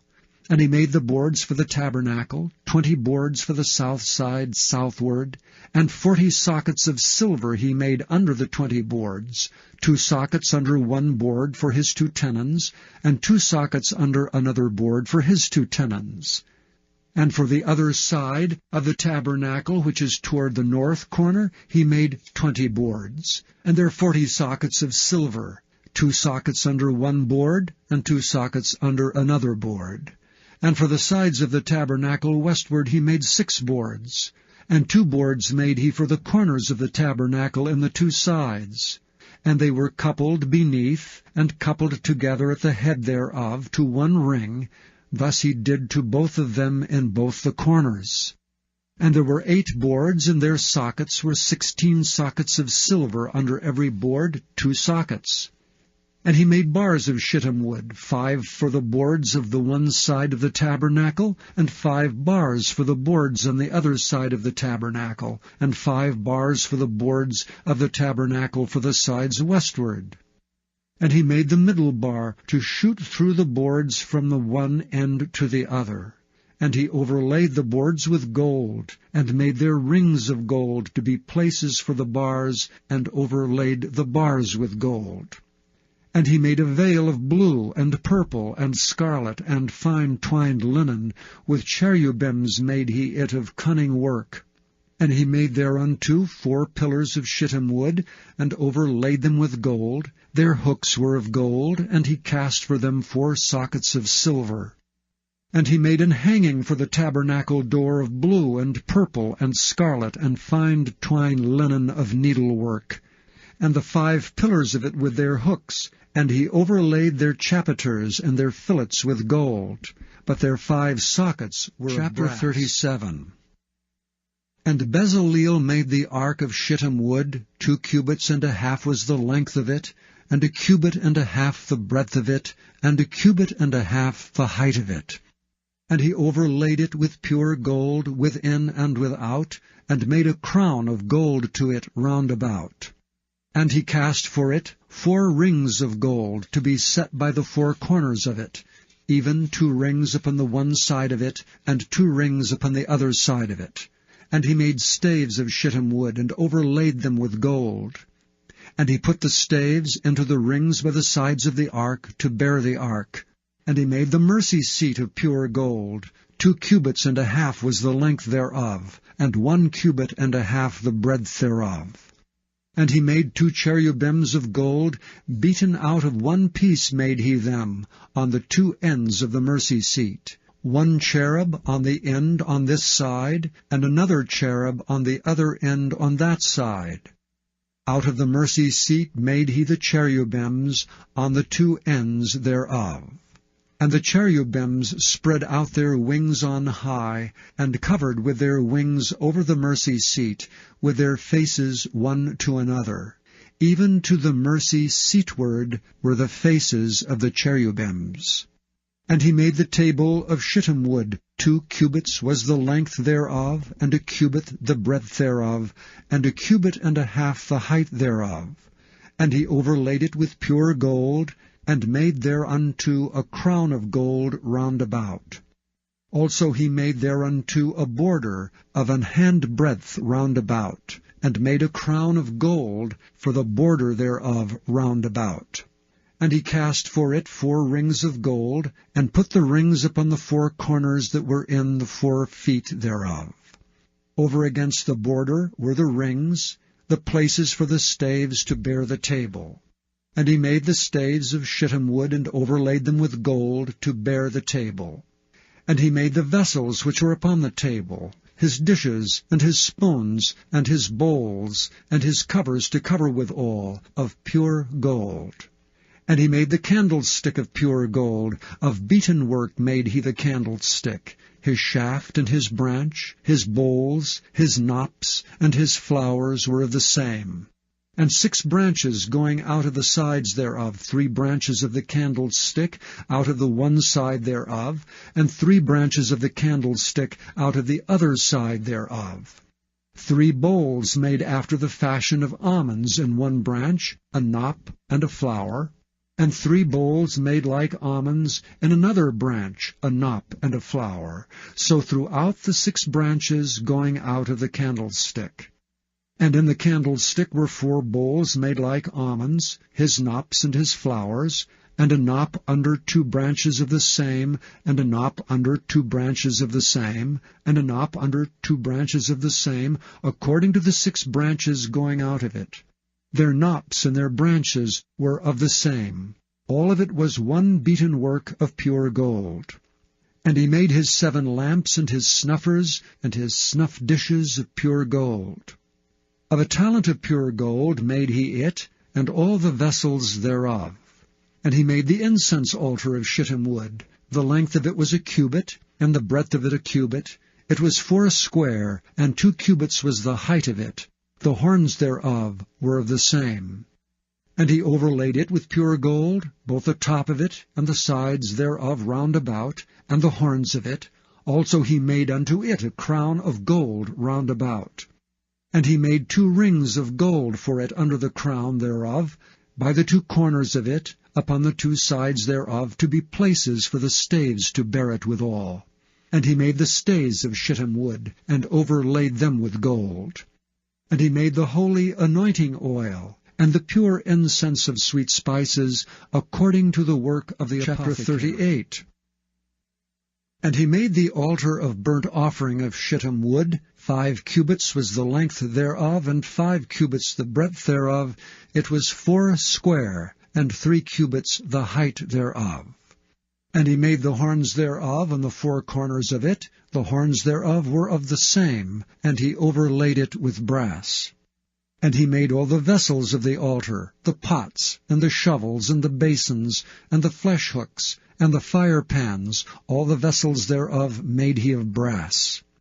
And he made for the altar a brazen grate of network unto the compass thereof beneath unto the midst of it.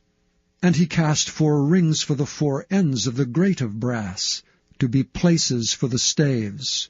And he made the staves of shittim wood, and overlaid them with brass. And he put the staves into the rings on the sides of the altar, to bear it withal. He made the altar hollow with boards. And he made the laver of brass, and the foot of it of brass.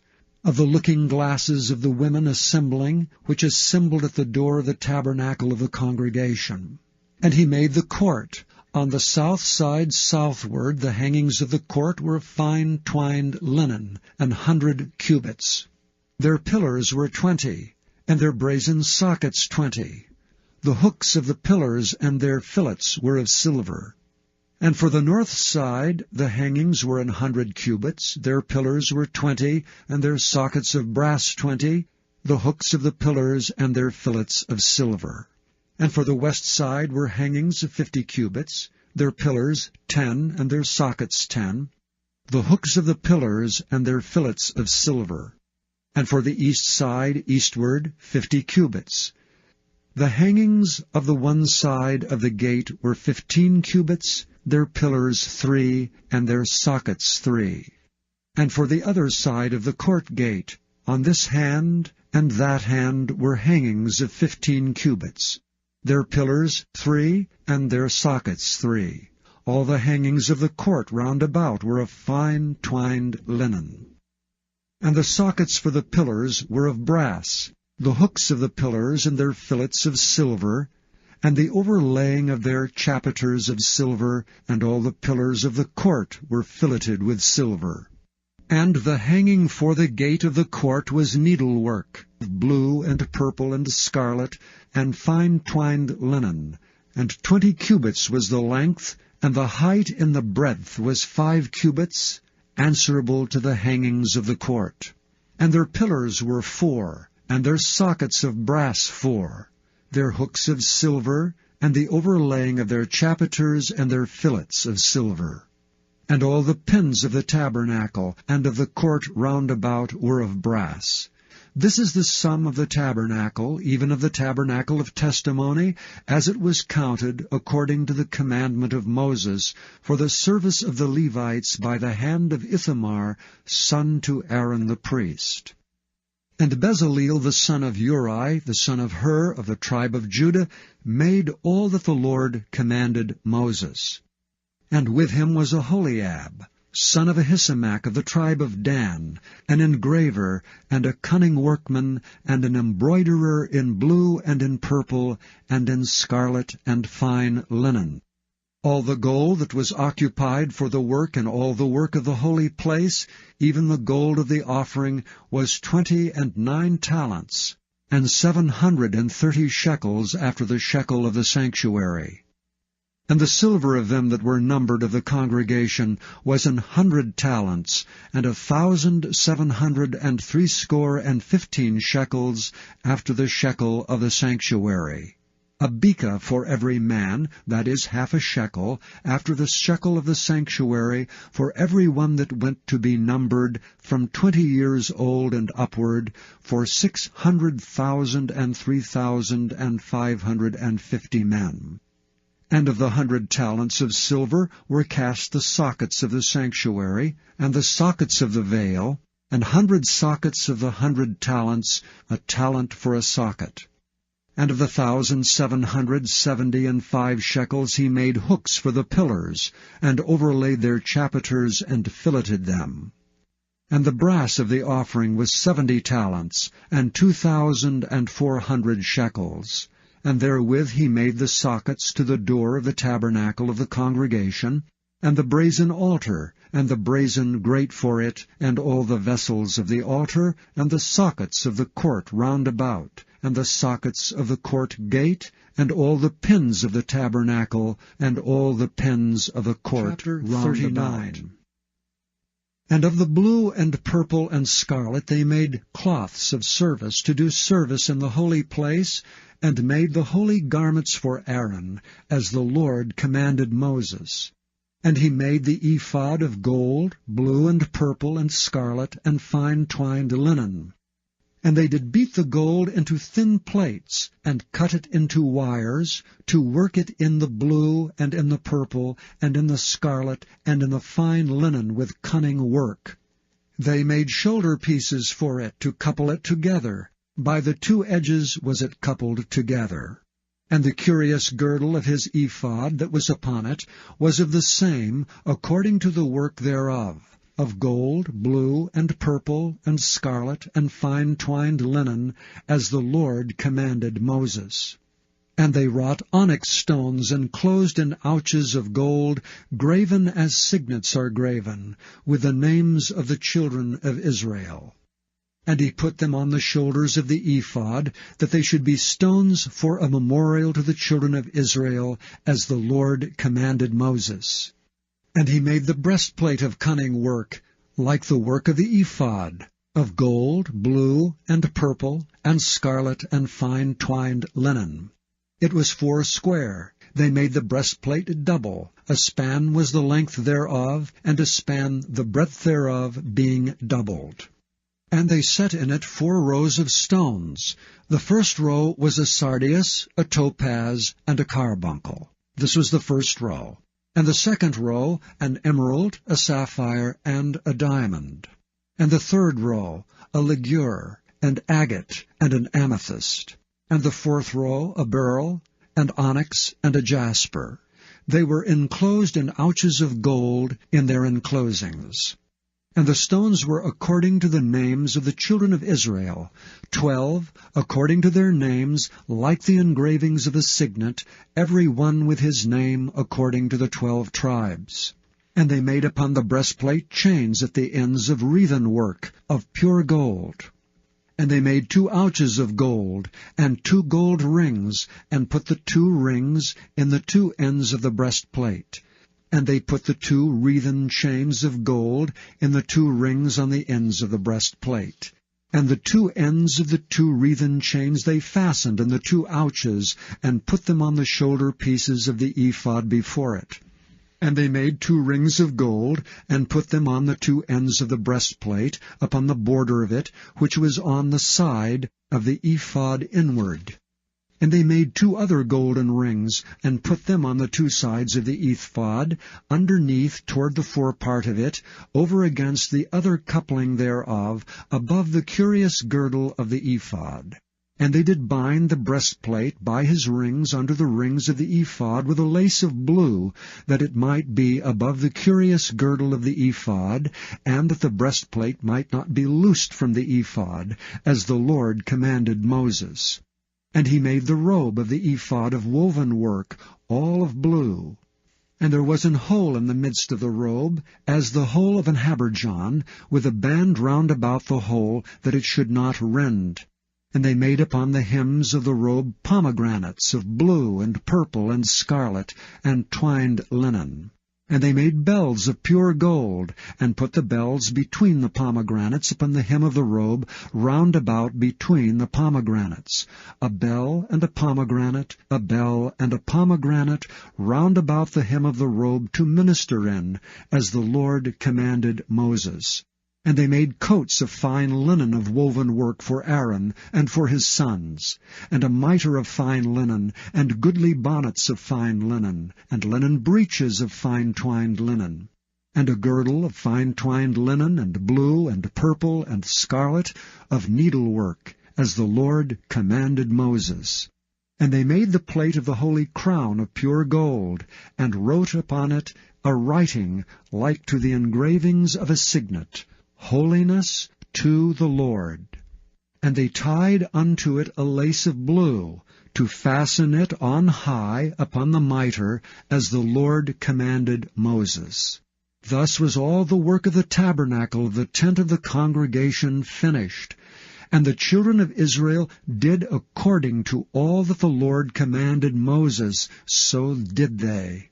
And they brought the tabernacle unto Moses, the tent and all his furniture, his taches, his boards, his bars, and his pillars, and his sockets, and the covering of rams' skins dyed red, and the covering of badgers' skins, and the veil of the covering, the ark of the testimony, and the staves thereof, and the mercy seat, the table, and all the vessels thereof, and the showbread, the pure candlestick with the lamps thereof, even with the lamps to be set in order, and all the vessels thereof, and the oil for light, and the golden altar, and the anointing oil, and the sweet incense, and the hanging for the tabernacle door, and the brazen altar, and his grate of brass, his staves, and all his vessels, the laver and his foot, the hangings of the court, his pillars and his sockets, and the hanging for the court gate, his cords and his pins, and all the vessels of the service of the tabernacle for the tent of the congregation, the cloths of service to do service in the holy place, and the holy garments for Aaron the priest, and his sons' garments to minister in the priest's office, according to all that the Lord commanded Moses, so the children of Israel made all the work. And Moses did look upon all the work, and behold, they had done it as the Lord had commanded, even so had they done it. And Moses blessed them. And the Lord spake unto Moses, saying, On the 1st day of the 1st month shalt thou set up the tabernacle of the tent of the congregation. And thou shalt put therein the ark of the testimony, and cover the ark with the veil. And thou shalt bring in the table, and set in order the things that are to be set in order upon it. And thou shalt bring in the candlestick, and light the lamps thereof. And thou shalt set the altar of gold for the incense before the ark of the testimony, and put the hanging of the door to the tabernacle. And thou shalt set the altar of the burnt offering before the door of the tabernacle of the tent of the congregation. And thou shalt set the laver between the tent of the congregation and the altar, and shalt put water therein. And thou shalt set up the court round about, and hang up the hanging at the court gate. And thou shalt take the anointing oil, and anoint the tabernacle, and all that is therein, and shalt hallow it, and all the vessels thereof, and it shall be holy. And thou shalt anoint the altar of the burnt offering, and all his vessels, and sanctify the altar, and it shall be an altar most holy. And thou shalt anoint the laver and his foot, and sanctify it. And thou shalt bring Aaron and his sons unto the door of the tabernacle of the congregation, and wash them with water. And thou shalt put upon Aaron the holy garments, and anoint him, and sanctify him, that he may minister unto me in the priest's office. And thou shalt bring his sons, and clothe them with coats. And thou shalt anoint them, as thou didst anoint their father, that they may minister unto me in the priest's office. For their anointing shall surely be an everlasting priesthood throughout their generations. Thus did Moses, according to all that the Lord commanded him, so did he. And it came to pass in the 1st month of the 2nd year, on the 1st day of the month, that the tabernacle was reared up. And Moses reared up the tabernacle, and fastened his sockets, and set up the boards thereof, and put in the bars thereof, and reared up his pillars. And he spread abroad the tent over the tabernacle, and put the covering of the tent above upon it, as the Lord commanded Moses. And he took and put the testimony into the ark, and set the staves on the ark, and put the mercy seat above upon the ark.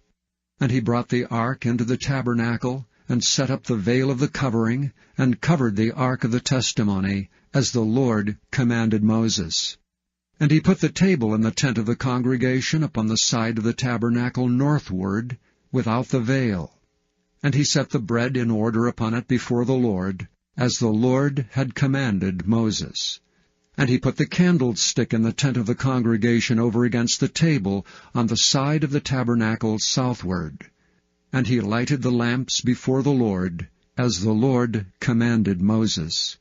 And he put the golden altar in the tent of the congregation before the veil, and he burnt sweet incense thereon, as the Lord commanded Moses. And he set up the hanging at the door of the tabernacle, and he put the altar of burnt offering by the door of the tabernacle of the tent of the congregation, and offered upon it the burnt offering and the meat offering, as the Lord commanded Moses. And he set the laver before the tent of the congregation and the altar, and put water therein to wash withal. And Moses and Aaron and his sons washed their hands and their feet thereat, when they went into the tent of the congregation, and when they came near unto the altar they washed, as the Lord commanded Moses. And he reared up the court round about the tabernacle and the altar, and set up the hanging of the court gate. So Moses finished the work. Then a cloud covered the tent of the congregation, and the glory of the Lord filled the tabernacle. And Moses was not able to enter into the tent of the congregation, because the cloud abode thereon, and the glory of the Lord filled the tabernacle. And when the cloud was taken up from over the tabernacle, the children of Israel went onward in all their journeys. But if the cloud were not taken up, then they journeyed not till the day that it was taken up. For the cloud of the Lord was upon the tabernacle by day, and fire was on it by night, in the sight of all the house of Israel throughout all their journeys.